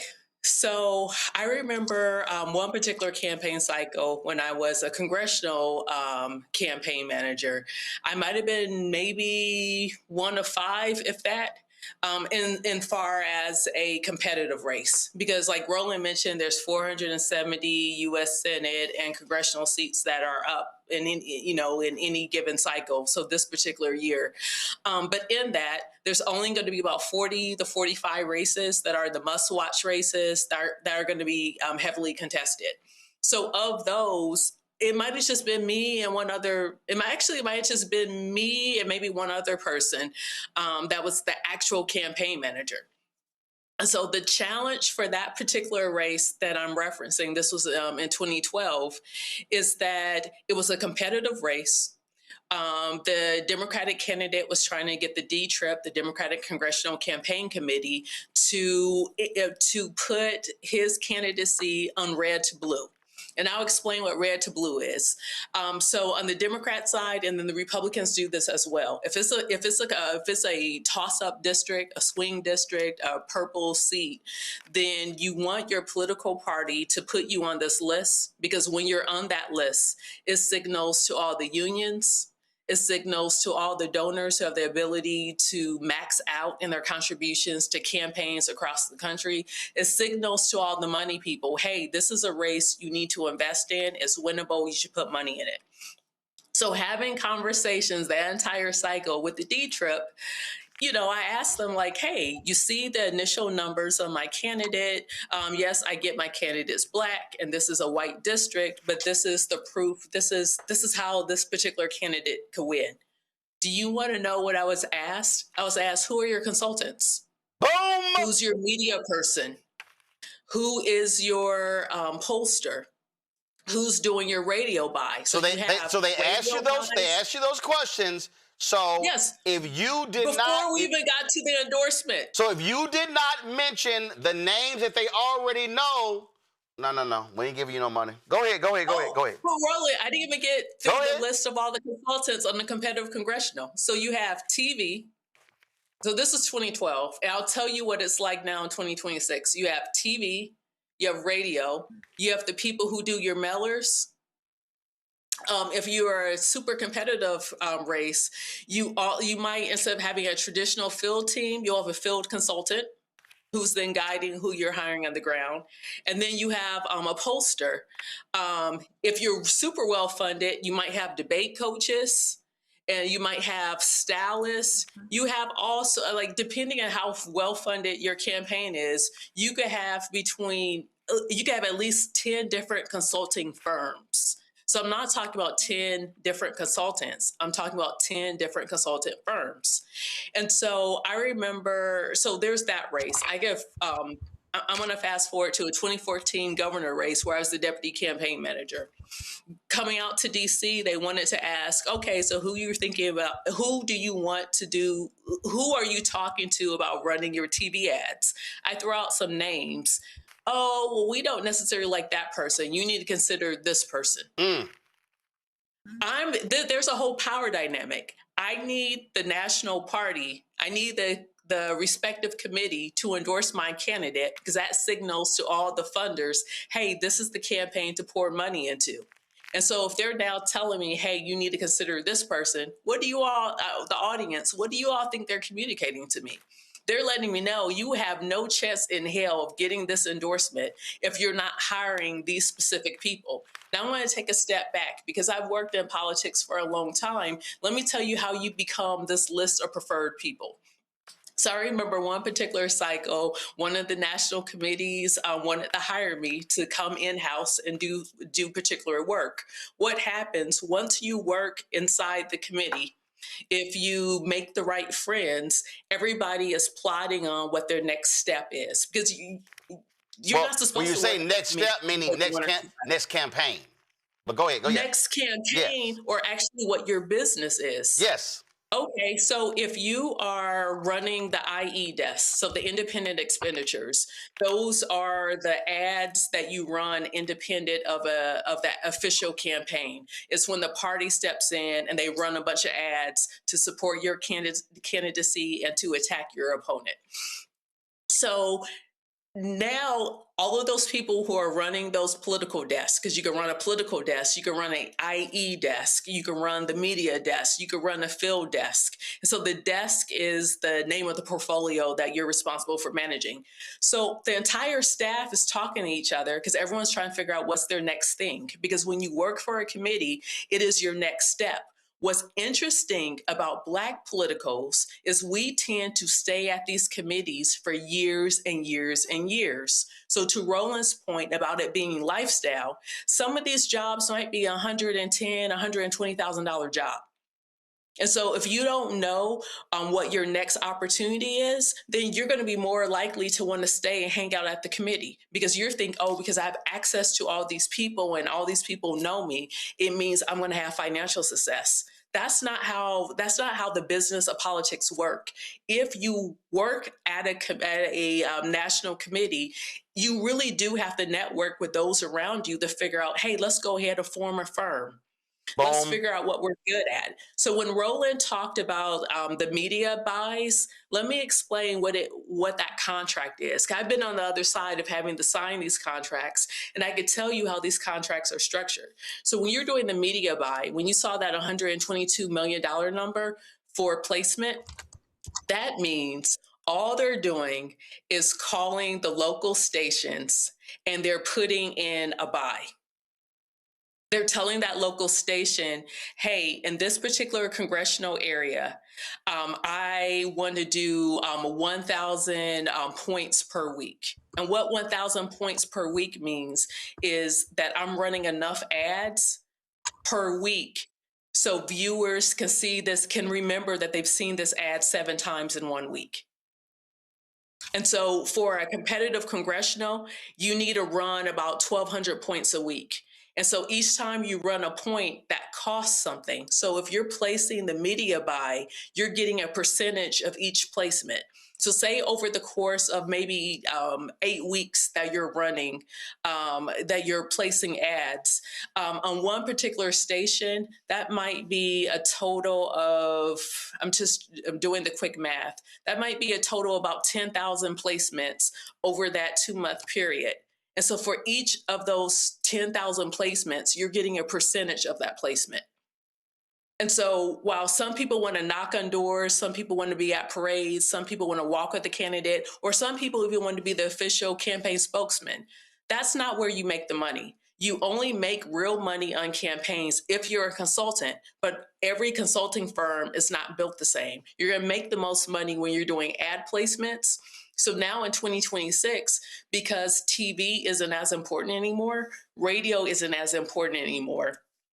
You saw one of the things that Roland read, it was talking about analytics placement. All that means is that's the person responsible for the social media buys, the digital buys. It's not that hard. In fact, most of your social media platforms, you can actually become a vendor and place it yourself. But you still have these old school people who are used to these traditional TV buys who are still charging candidates 10, 15% of the total ad buy. So say my budget is $1 million in total ad buy, and I'm charging you 15%. Then that means I automatically get $150,000. So you have some of these companies are charging these candidates 15% just to place an ad on Meta, which is Facebook, it's Threads, it's Instagram. Mm-hmm. The costs don't even justify. It doesn't even take that long to do something like this. In fact, it used to be old school where you need a data scientist to actually help you in the ad buys. You don't need that anymore. These platforms actually build in that feature. So what ends up happening, candidates like Yolanda, they might not have the largest budget to begin with, but then when they're told, hey, you need this particular consultant if you want us to support you nationally, so then you can get national money into your race. And then these consultants are literally just stripping money from these candidates, and it's not actually doing the thing. You need money for campaigns so you can reach out to voters and touch voters. But all of these fees that's going to the consultant class is eating that up. And so as much as people talk about, hey, I want to run for office because it's the right thing to do, I need candidates out there to understand the business side of politics. Yeah. Because quite frankly, that's what's hurting us in this country. Yep. And people need to understand something. And listen, y'all, I talked about it before. I talked about it on Jamie's podcast. This actually happened. I got an email. And I need people to understand how they play us small. Because, see, I loved all these little Simple Simon Negroes who were like, yeah, you got $350,000 from the Kamala Harris campaign. Yeah, it actually should have been $900,000. Yeah. It actually should have been $900,000. That's nothing. Let me be real clear, okay? It should have been $900,000, okay? And the $350 was BS in terms of, and it was like, well, that's all you're going to get. It's like, no, it's not what it's supposed to be. It's supposed to be way more than that. But this actually happened earlier in the campaign. This happened this was in 2000. I got this email. It was like, and this is what it said. We've received the go-ahead to share the client's name and get final details squared away. Our client is Biden for president. The content we will have was a 30-second video about the president's support for Juneteenth and Black Americans. We are interested in a buy at the $5,000 investment level. Video only. This should plan to run for June 15th through the 23rd. Do you have the ability to geo-target your ads? If not, national is fine. Can you please share video specs for your site? Thank you so much for sending this additional info, and please let us know if you have any questions. $5,000. Now, I want y'all to understand, you know what, inside of these ad firms, they're like, oh, that's a whole lot. I laughed at it. And I told him, now, didn't I tell y'all crumbs? That's a crumb. Also, and for your Simple Simons, Republicans, they ain't calling black people. But let me tell you, the Republicans did buy ads on my show. They didn't buy ads through me. What they did was they bought ads at YouTube. That's why a lot of y'all, when y'all pull my show up and pull clips up, y'all were like, why am I seeing these Trump ads and these MAGA ads?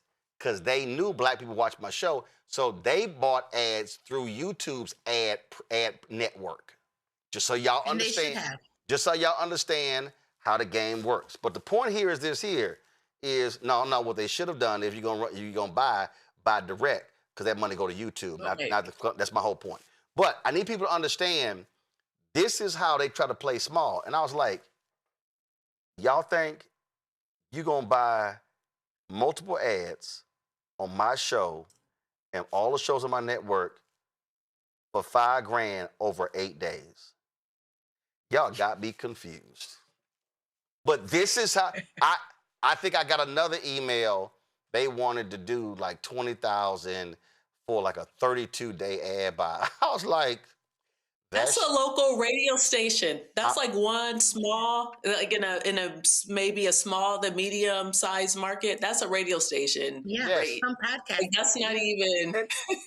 But again, I need to. And it was crazy, Roland, that they literally put an exclamation point as if you should be excited. I'm trying to tell you. It's a national campaign. Oh, I got other emails that they sent, other ad buy, and I was like, y'all damn mind. So I need the people to understand who are watching. This is a perfect example of what black-owned media deals with, because they do not have, they want the black vote. They want the black eyeballs, but they want it cheap. They don't want to pay a premium, but they'll pay a premium. So we're going to have other conversations. I'm going to go to the break in a second. But I need y'all to understand. I need everybody watching to watch this here. And, of course, I guarantee you, George, Yolanda, and Rebecca, pull them back up. They all know what I'm talking about right now. I need everybody to pay attention. I want y'all to pay attention between now and November. All of y'all who watch and listen to all of those other white podcasters, Crooked Media, all the Pod Save America, Brian Tyler Corn, all those folks, I want y'all to pay attention to what ads run on their shows and networks. And I got nothing against them. Let me be real clear. I want Young Turks, all those progressive, all those folks. I want y'all to pay attention to what ads run, how often the ads run.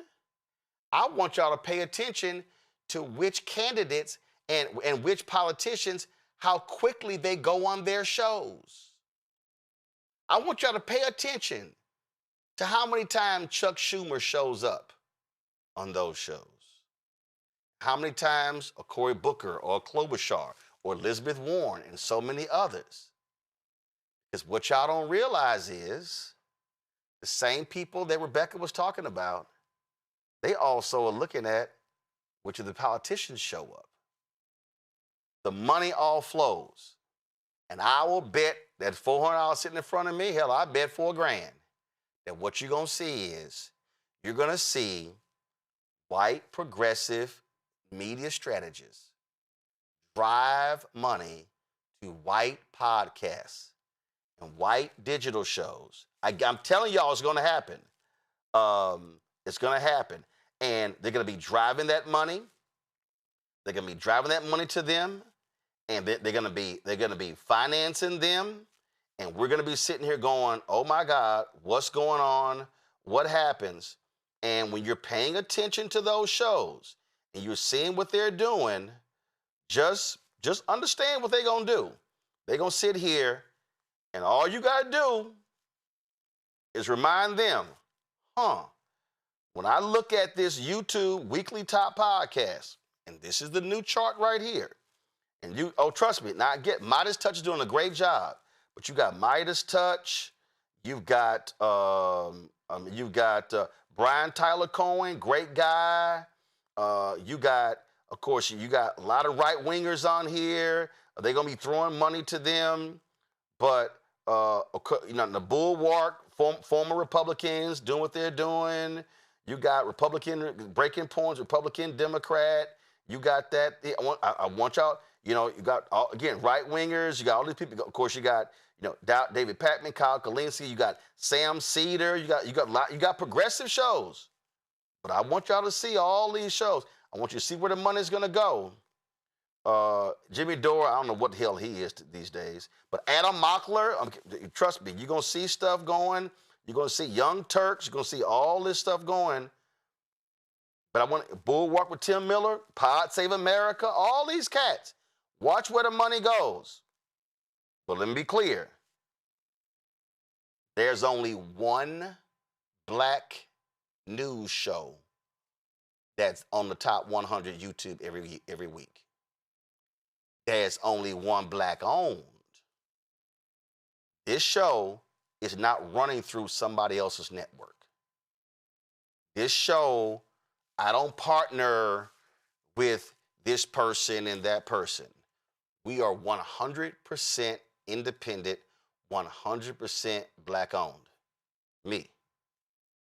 But just understand, when they start spending the money, watch who they spend it with.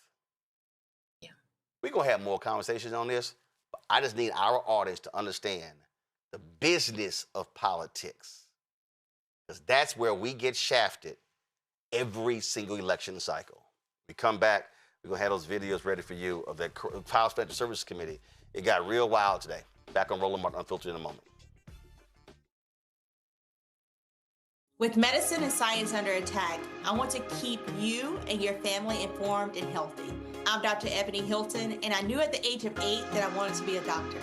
So I studied hard and became the first African-American female anesthesiologist hired at the Medical University of South Carolina since its opening in 1824.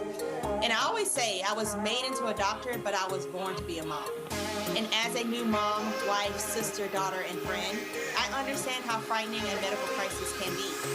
I care for individuals on some of the worst days of their lives, and it's my mission to provide you with a safe space to gain clarity on issues affecting your mind, body, and soul. I I recognize that there are health disparities, particularly as it pertains to race, and I want to help bridge the gap between you and your healthcare providers. Join me every Thursday for Second Opinion on the Black Star Network, where each week I'll invite experts from various medical fields to share the latest health news. We'll discuss topics such as the vaccine debate, mental and sexual health, medical bias, infertility, menopause, andropause, nutrition, and aging. Together with my medical colleagues, we aim to provide you with a second opinion. Don't miss it, Thursdays only on the Black Star Network.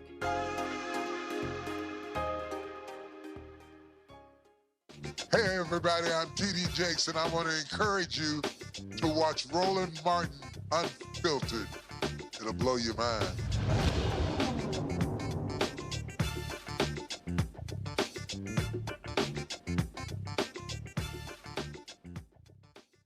All right, y'all. First of all y'all watching on YouTube, hit the damn like button. Why we not at 1,000 likes by now? So y'all need to hit the button because y'all playing around.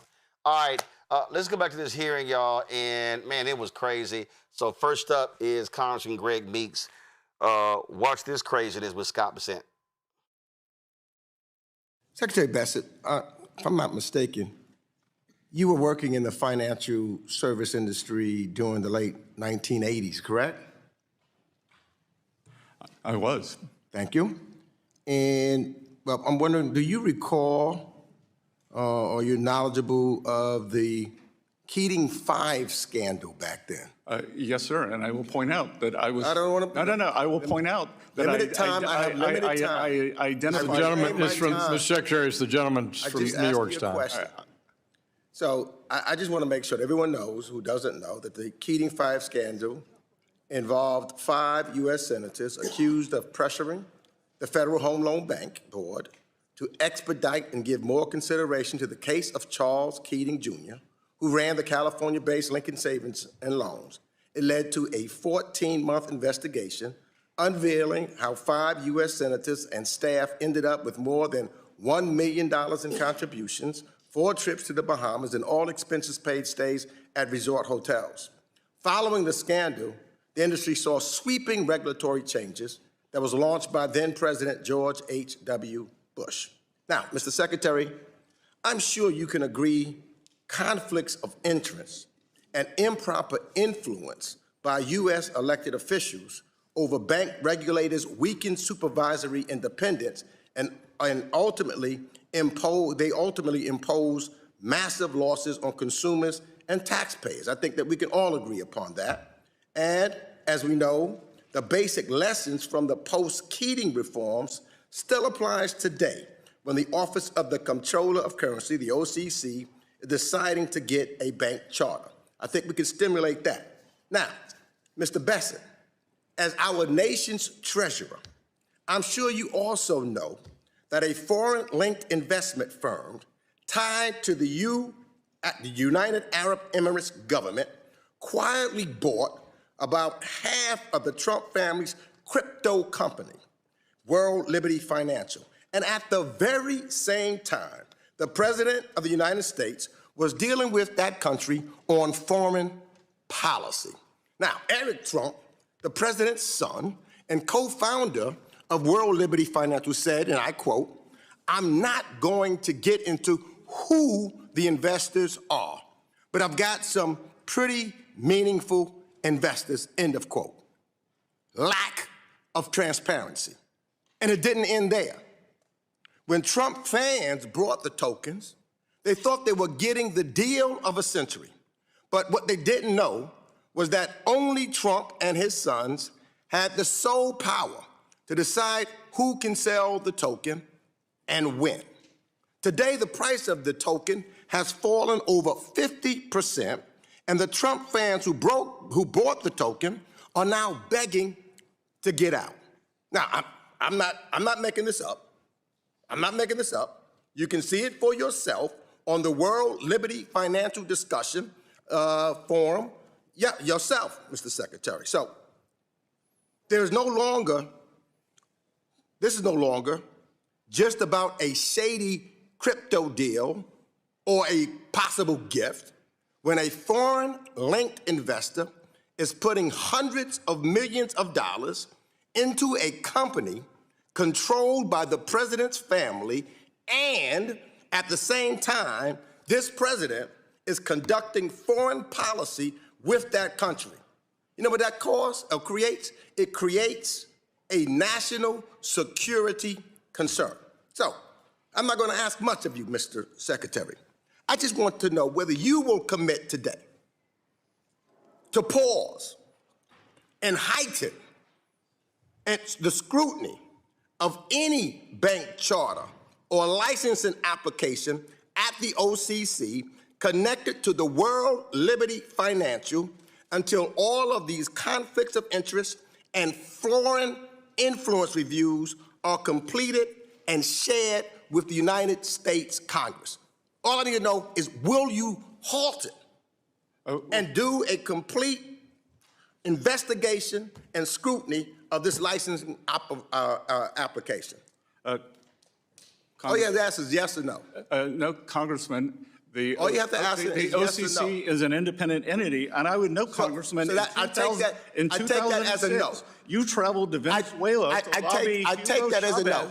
On behalf of I take that as a no. On behalf of your donors. You do not want to answer that question. I take that as a no. For a $7 billion. I'm asking you to do your responsibility as Secretary of the Treasury. Into a Venezuelan. You do not. Mr. Makes, time has expired. You cannot erase what you did in 2006. He's the one that went past your time, Mr. Chairman. No, he did not answer my question, and he wouldn't pass the time. He had 6 seconds left to try to answer your question, and the it was a yes or no. It was a yes or no answer. I asked him, will he? No, was gentleman, yes or no? Recognizes the gentleman. Stop covering for the president. Stop being his flunky.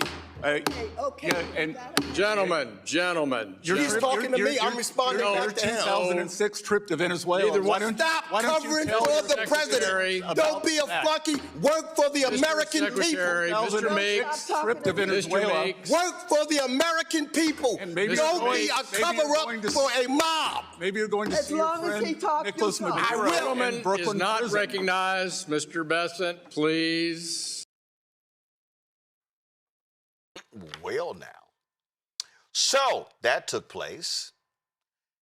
Then it was Congresswoman Maxine Waters' turn.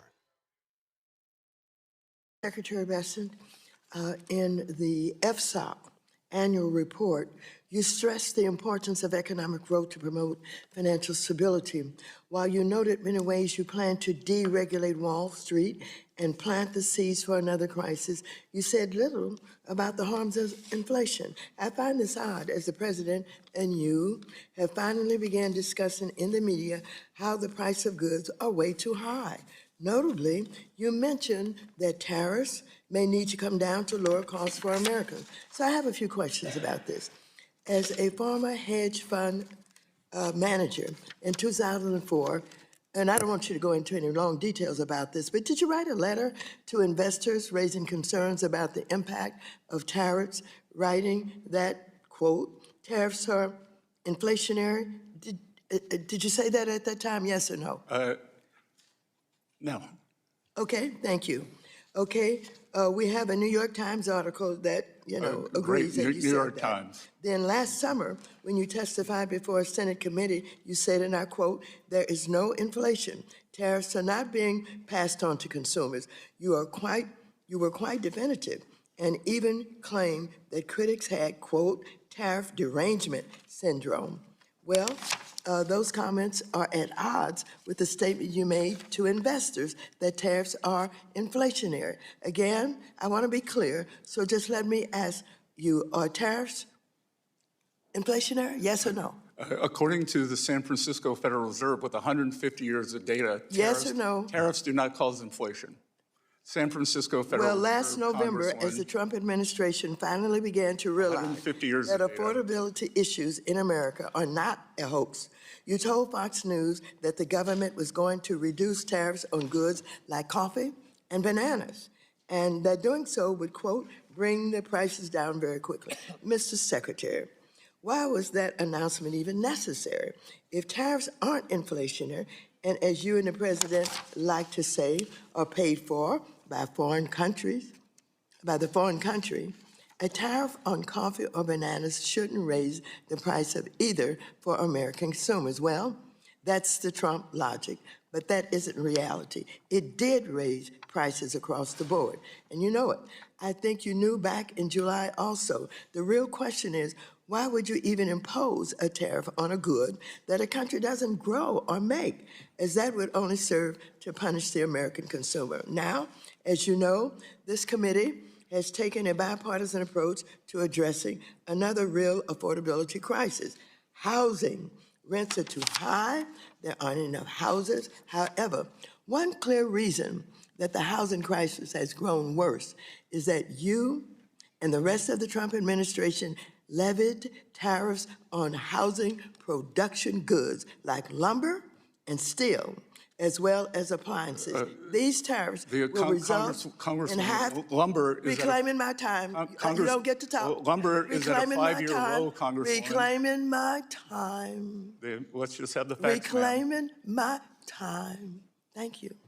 However, one clear reason that the housing crisis has gone worse is that you and the rest of the Trump administration levied tariffs on housing production goods like lumber and steel, as I said, as well as appliances.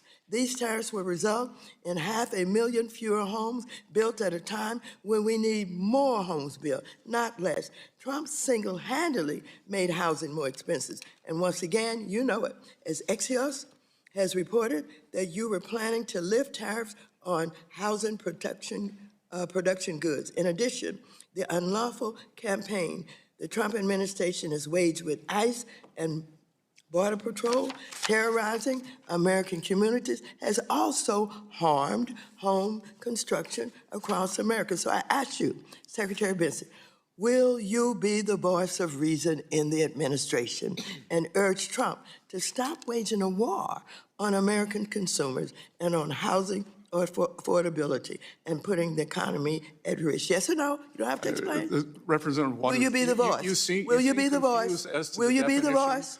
Will you be the voice of reason? Will you be the voice of reason? A study yes from Wharton University reclaiming my time. Reclaiming my time. Reclaiming my time. Was a mass unfettered immigration. Mr. Chair, will you let him know that when I ask him time does belong to the gentlewoman from California. 10 and 20 million immigrants can you took shut up the housing stock of working Americans, and can you maintain some level of dignity? Gentlelady's time has expired. No, my time has not expired. Your time has expired. And the gentleman... The gentleman took up my time.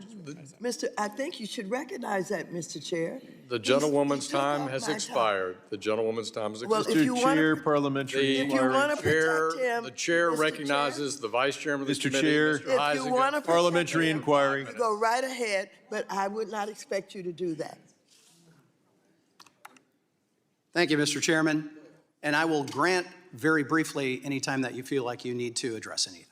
Again, I think the ranking member does not understand. Mr. Secretary, I'm sorry. The gentleman will suspend. There's a parliamentary inquiry. Mr. Sherman? Mr. Chair, will you enforce the rules of this committee so that the time belongs to the questioner and prevent filibusters from taking time away?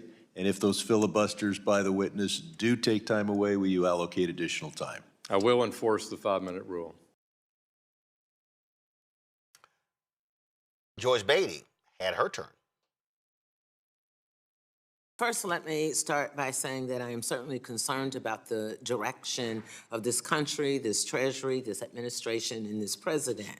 I believe that our democracy is under attack, as well as CFPB, the Federal Reserve, CDFIs, HUD, and the list goes on and on. So I'd like to start with a question on community development financial institutions, or CDFIs as we refer to them, which you've played a key role in economic development. As a matter of fact, in your one-page testimony, you mention economic development or growth or security almost a dozen times. You also have stated promoting economic growth and economic security is essential to ensuring financial stability. Economic growth strengthens housing, business, financial institutions, so forth and so forth. Nationwide, CDFIs finance more than 45,000 affordable homes. However, applications for CDFIs fund programs have been pending for almost 12 months or more, and except for some CDFI funds for administrative costs, none of the FY25 program funds have been allocated. Last fall, CDF funds issued a supplemental application to CDFIs to ensure that they were in compliance with the executive orders issued by the administration, but funds still have not been dispersed. Now, my question to you, are there plans in place to release monies to CDFIs so they can continue to finance affordable housing projects? That's a yes or no. If yes, when? If no, why not? Treasury has been working to implement the CDFI funds programs as required by law. Upon apportionment of appropriated funds, Treasury will be Is able this to going to be a complete yes or no? outstanding program awards Mr. as Secretary, expeditiously no. as possible. I'm going to abide by the chairman's rules, but I have some rules. You can say yes or no, and then if you say yes, you may continue to give that support. If it's a no, then you tell me why not. And now we need to be clear. Yes, let's start with the yes or no. I'm trying to be respectful, but you're not going to do what you want to do on my time. Yes or no, or you can say I'm not going to answer it, and I'll move on. Number 3. Okay, so let the record show that he refuses to answer a question. No, we're not going to do that with me. We are not going to do that with me. Ask it. It's the gentlewoman's time from Ohio. Now, you opted for number 3, so you get to hear my wrath that you refuse to answer a question under your authority and what this administration, and yet you've talked about the value of housing, and you're not releasing the funds, and I want the record to be clear on that. So let me move on. Mr. Secretary, I've asked you, as your predecessors, Democrats or Republican, Jack Lew, Mnuchin, Janet Yellen, and you a year ago, about putting Harriet Tubman on the $20 bill. We started this process in 2020. At that time, Jack Lew said it would take 4 years. I sent you a letter. Do you know what your response was to me? I haven't seen the letter, ma'am. Well, you answered the letter. So now I was given a chance to help you. You responded to my letter just recently because you know I drilled you on this. But now you responded to tell me in a few words, it's a complex process. So that's not really an answer. We know it's a complex process. Your Republican predecessor said the same thing, but he went on to support it. So it was supported by 3 people before you. It was scheduled for 2020. Then it got backlogged, because it's a complex process, to 2028. The last Republican said we would be on target to do this. So now my question to you is, why is it not on target? And why are you not engaged in this process? Part 1. Part 2, do you know who is over the Department or the Bureau of Engraving and Printing? Do you know who that person is? Sorry? Do you know who is over the Bureau of Engraving and Printing? I am. You run it? You run it? The Treasury Secretary. Be careful now. Do you run the Bureau? Gentlelady's time has expired. Then let me ask him to put it in writing, because he doesn't run it. It's appointed by him, and it's Patricia Collins. So let the record show that he was incompetent in answering the Gentlelady's time has Now expired, and I invite the Secretary to respond to your detailed question about that you proposed on the bill in writing.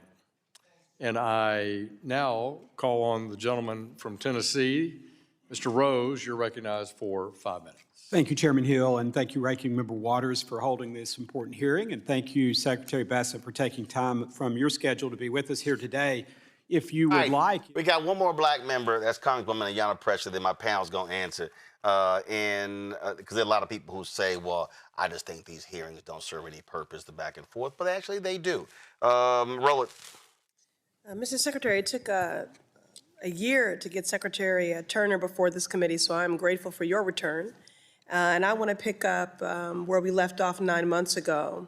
The average American spends over $20,000 on baby costs in the first year of having a baby. Essential products like car seats are more expensive because of Trump tariffs. You told me last time that they were under consideration, but nothing has changed since May of last year, much to the distress of families. There is still no exemption for tariffs on baby products. For the record, Mr. Secretary, how many tariff exemptions are there? There are actually very few now.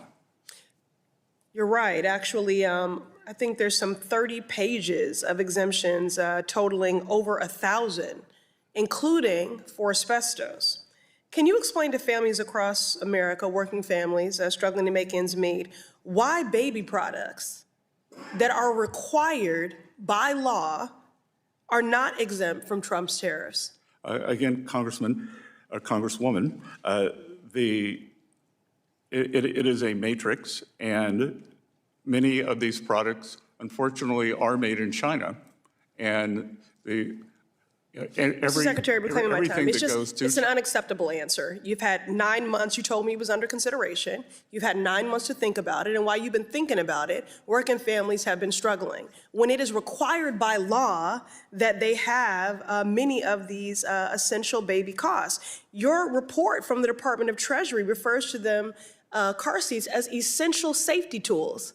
So if you can acknowledge that, this is... I will acknowledge the gas to run the car. Well, listen, is at a 5-year low. You've included asbestos in your exemptions. So you're telling me you can do asbestos and not baby products that are... Excuse me, it's my time. I think you would want children to be safe in their homes. Mr. Secretary, parents with newborns don't want to hear your excuses.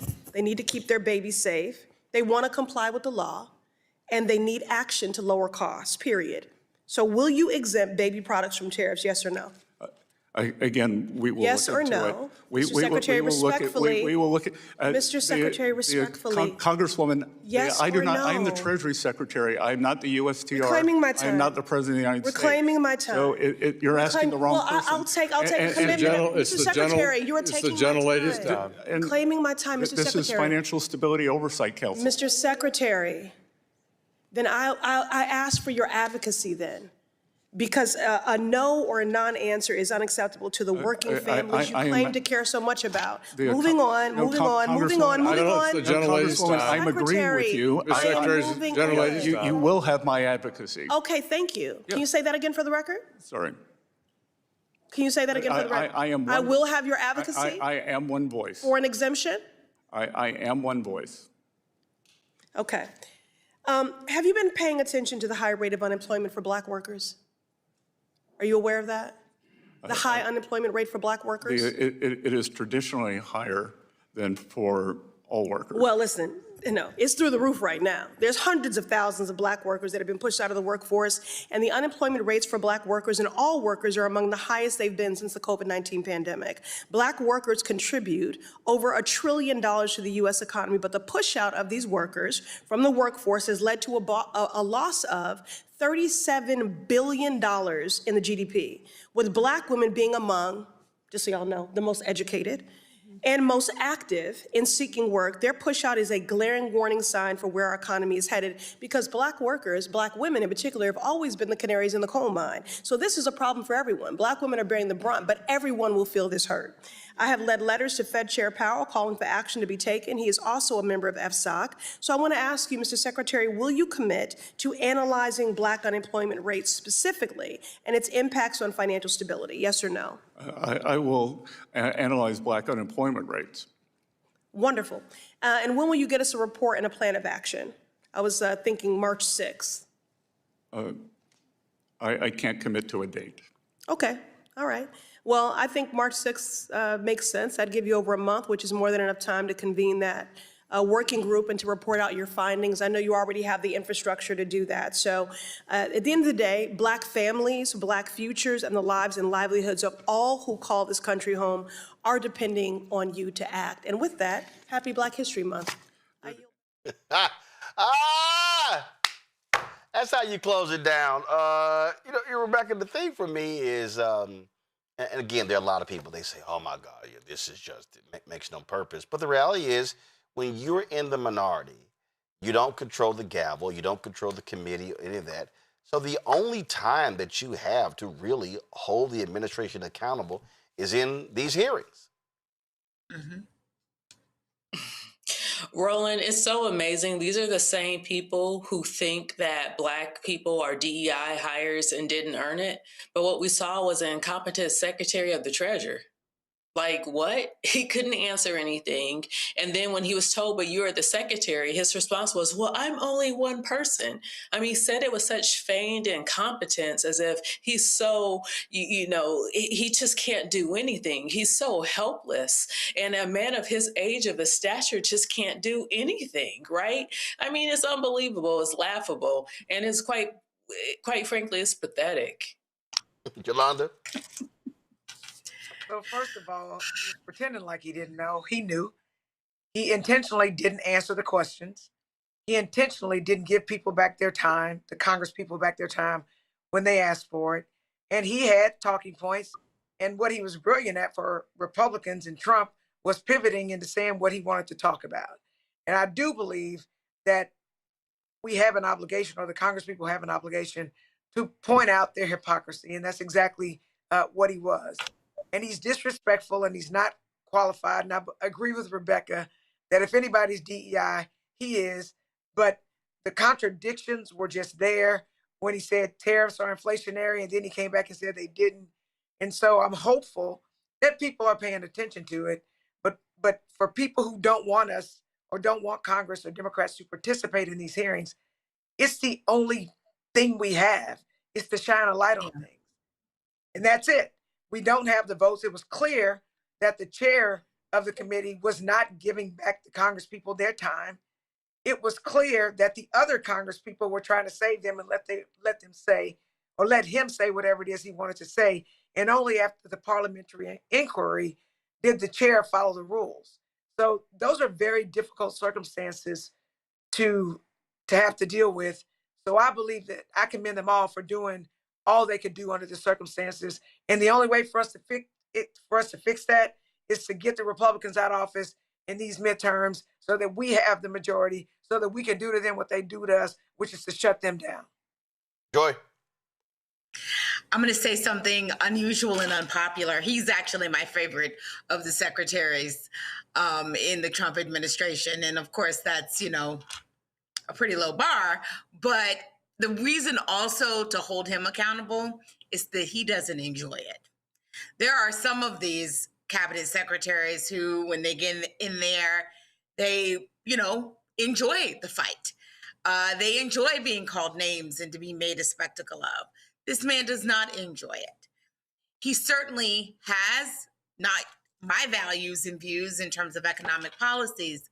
That said, he's not where Trump is and where some of his fellow administration folks are. And yet, he's in that administration. And so he has to be held accountable for that, and has to be accountable for his own voice and who he is or is not protecting.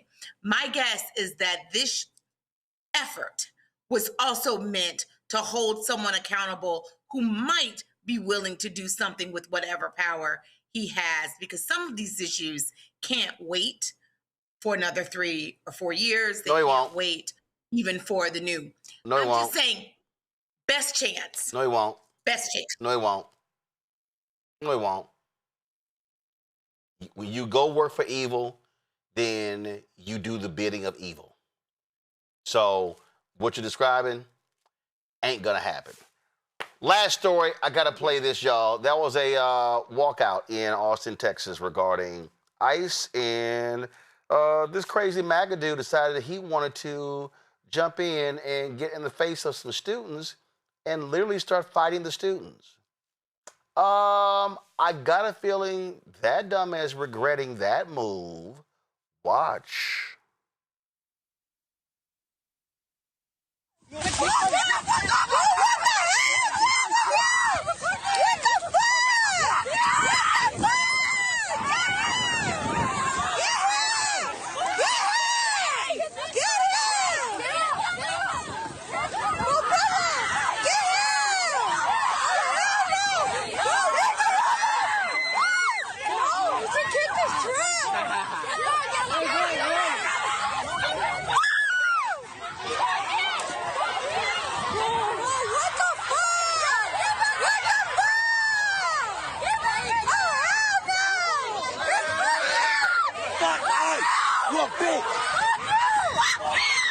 Hey, you want another ass beat?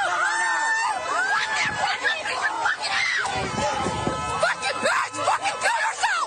You fucking fuck! One student said, if you want another ass whipping, get back out of that truck. Y'all, this is from KXAN. That guy's from Buda, Texas, B-U-D-A. Chad Michael Watts, 45, was arrested Tuesday, charged with 2 counts of assault causing bodily injury. Now, this fool, the video shows the man right after getting out of his truck, pushing past students and singling out a teenage girl. The two exchanged punches before the student is pushed to the ground, and that's what went down. Hey, beat that ass. That's all I can say, Jolanda.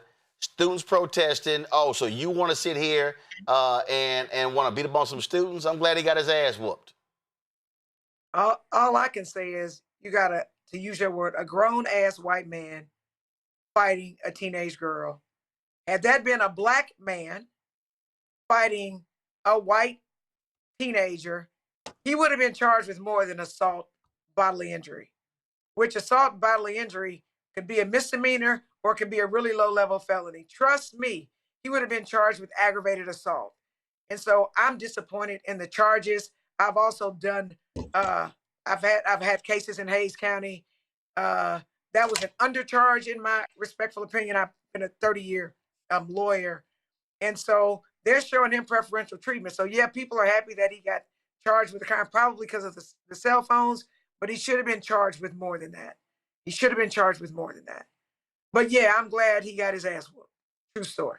And you know, keep in mind, Rebecca, look, this is Texas, and we can't forget when a jury convicted Daniel Perry, who killed a veteran who was protesting, a Black Lives Matter protester, and Greg Abbott, the governor, pardoned this man who clearly was convicted of shooting and killing a protester. And the reality is, this is what Republicans in Texas allow. They can't stand protest against their little god Trump. And so I wouldn't be surprised if Republicans come to this guy's aid. I mean, that's a hard 45 if he's 45. Like, look, Chads are going to Chad and Karens are going to Karen. And you're right, it's Texas, but the question I have is, what is that school going to do to make sure it's protecting students on its campus? Where was school security? Well, the protests, they were out of the campus. In fact, people were complaining. They were complaining that school security was actually escorting the students, and the principal said, our job is to protect the students. And so they were exercising their First Amendment right. And so you got some people who are complaining that they should not have even been protecting the students. Well, it's clear that security needs to be protecting students. Like, look, the point of students, especially when they're in high school, we should be happy that we have some teenagers who care about the world around them and that they actually want to participate in this country in civic engagement, right? So they're exercising their First Amendment right. This guy shows up and he's to physically assault these kids, and he's a grown man. You know what? If the schools are doing what they could do, if the students are off campus, then maybe we also need parents to show up when their children decide that they're going to exercise their First Amendment rights, because we need students to be able to do these things because that's a positive thing. But we also need to make sure that they're protected and they're safe. And so maybe we need to have the community wrap its arms around these students so when they are exercising their constitutional rights, that they also are free to not get physically attacked by some random white guy in Texas. Absolutely. Joy? Roland, I want to interject something really, really quickly. The governor and the guy over TEA literally created an inspector general position today. In fact, I'll be putting out a press release on it tomorrow, where they literally investigate teachers and students, and they're going to be cutting funding. They're going to be suspending kids, and they're going to end certification of teachers who don't literally keep the kids in class. So they have cut off children and teachers' First Amendment rights in Texas. That happened today. Joy. FAFO. I mean, he went out there, he assaulted a student, a girl. My goodness. I mean, how is that manly? And he found out her fellow students protected her.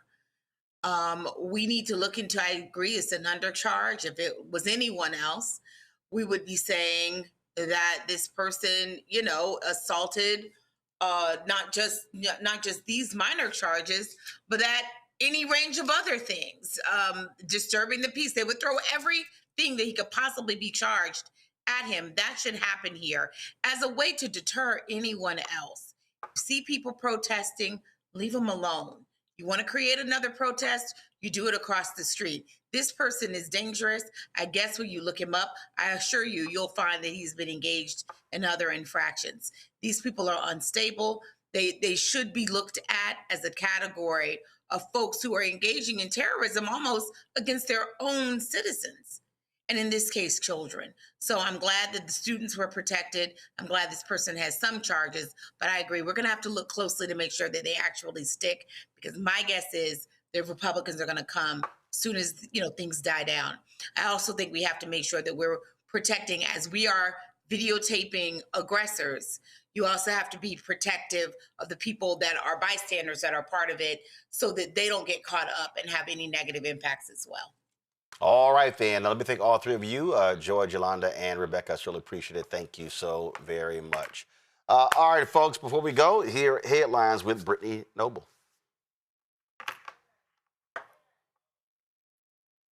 The Supreme Court is allowing California's new congressional map to stand for now, clearing the way for the state to use newly drawn House district lines in this year's midterm elections.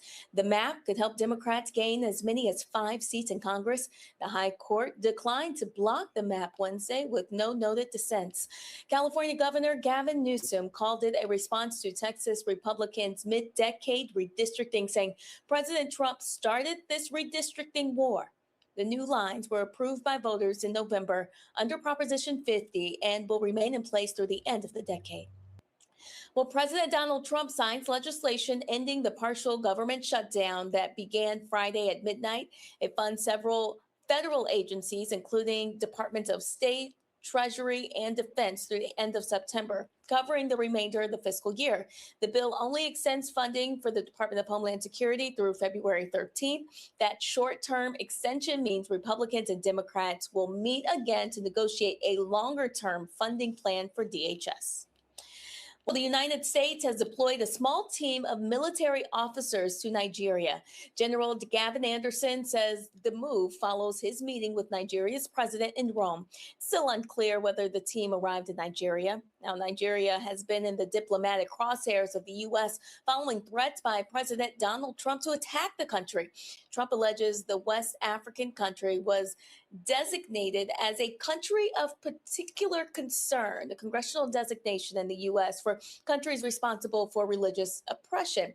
But the Nigerian government firmly rejects those claims. Florida Republican and nominee in the 2026 gubernatorial election, James Fishback, makes explosive racist comments amid Don Lemon's legal troubles. 31-year-old Fishback commented on X that Lemon escaped a public execution after covering an anti-ICE protest at a church in Minnesota. He said this: Don Lemon is lucky he's not getting hanged in the public square for ransacking a church. Lemon is currently facing charges related to the interruption of a religious service at the city's church in St. Paul, where a U.S. Immigration and Customs Enforcement official is a pastor. Well, a Temple University student has turned himself in on federal charges tied to a protest at a Minnesota church that was live streamed by journalist Don Lemon. Jerome Richardson surrendered on Monday and is now in federal custody. That's according to Attorney General Pam Bondi. Court documents list Richardson as one of the 9 people indicted in connection with the January 18th demonstration at the city's church in St. Paul. Also, the Black-owned whiskey brand Uncle Nearest is bankrupt. The Tennessee distillery will likely face foreclosure if the court hands control of the company back to Fawn and Keith Weaver. Farm Credit Mid-America of Louisville sued the company and its founders, alleging default on $100 million in loans. The lender is also seeking the appointment of a receiver to run the company. The Weavers are opposing the move, saying they are victims of fraud. Well, a new study by Charlie Health reveals male loneliness is a complex issue shaped by social and cultural dynamics. This idea concerning masculinity discourages emotional openness and vulnerability. Researchers also found that many men struggle to express their feelings, keeping them isolated, all due to stigma. In the study, 6 adults, Black men ages 18 through 29, reported feeling always or often feeling lonely that year compared to white men of the same age range. The research also revealed a strong link between loneliness, chronic health conditions, and obstacles to effectively managing diseases. Research suggests that creating environments that are safe spaces for Black men. Roland? All right, thanks a bunch. Don't forget to check out The Breakdown with Brittany Noble every midday at noon Eastern right here on the Black Star Network. Again, The Breakdown with Brittany Noble. Where's the graphic? Come on, wake up. No, wrong graphic. We do have a graphic of the Brittany show. Okay, I'll do it myself. All right. Noon Eastern, every single day, watch The Breakdown with Brittany Noble on right here on Roland Martin Unfiltered.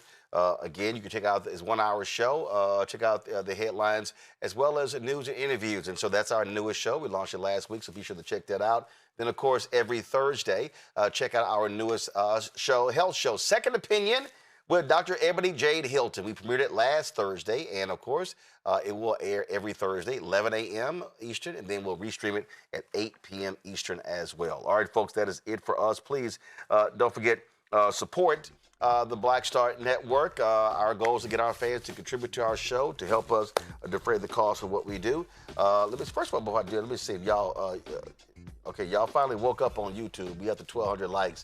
We should be at 1,500 likes at least. So y'all need to send more to us. So 300 of y'all need to be hitting that like button before I sign off, okay? All right, so we'll do that. Support the work that we do. Join our Bring the Funk fan club. You want to contribute via Cash App, use the Stripe QR code. You see it right here on the screen. That's for credit cards as well. Checks and money order. Make it payable to P.O. Box.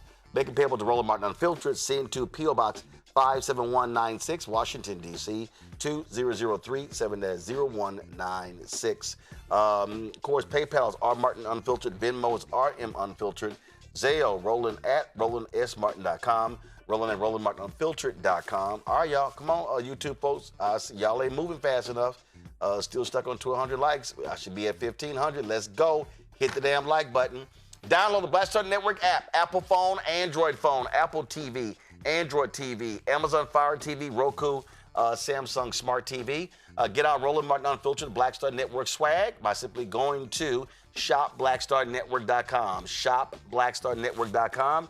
Get our t-shirts, hoodies, wall art, mugs, you name it. We got it all there. So check that out. And then, of course, you can also support our Black-owned products. You see all these products on our shelf here in the studio. All those are Black-owned companies. And so if you go to shopblackstarnetwork.com, you can peruse our shopping list. Again, when you support those products, you support this show as well. Because we get a cut of the proceeds. So that'll be absolutely great. You can support them. So please go to shopblackstarnetwork.com. Also, download the app fan base. Y'all can follow me there at Roland S. Martin. New updates, a lot of great changes made there. So check it all out. All right, y'all, that's it. I will see y'all tomorrow right here, Roland Martin Unfiltered on the Black Star Network. And somebody hit me and they said, Roland, what are you doing for Black History Month? We do black people every day. 365, 7 days a week. This ain't nothing new for us.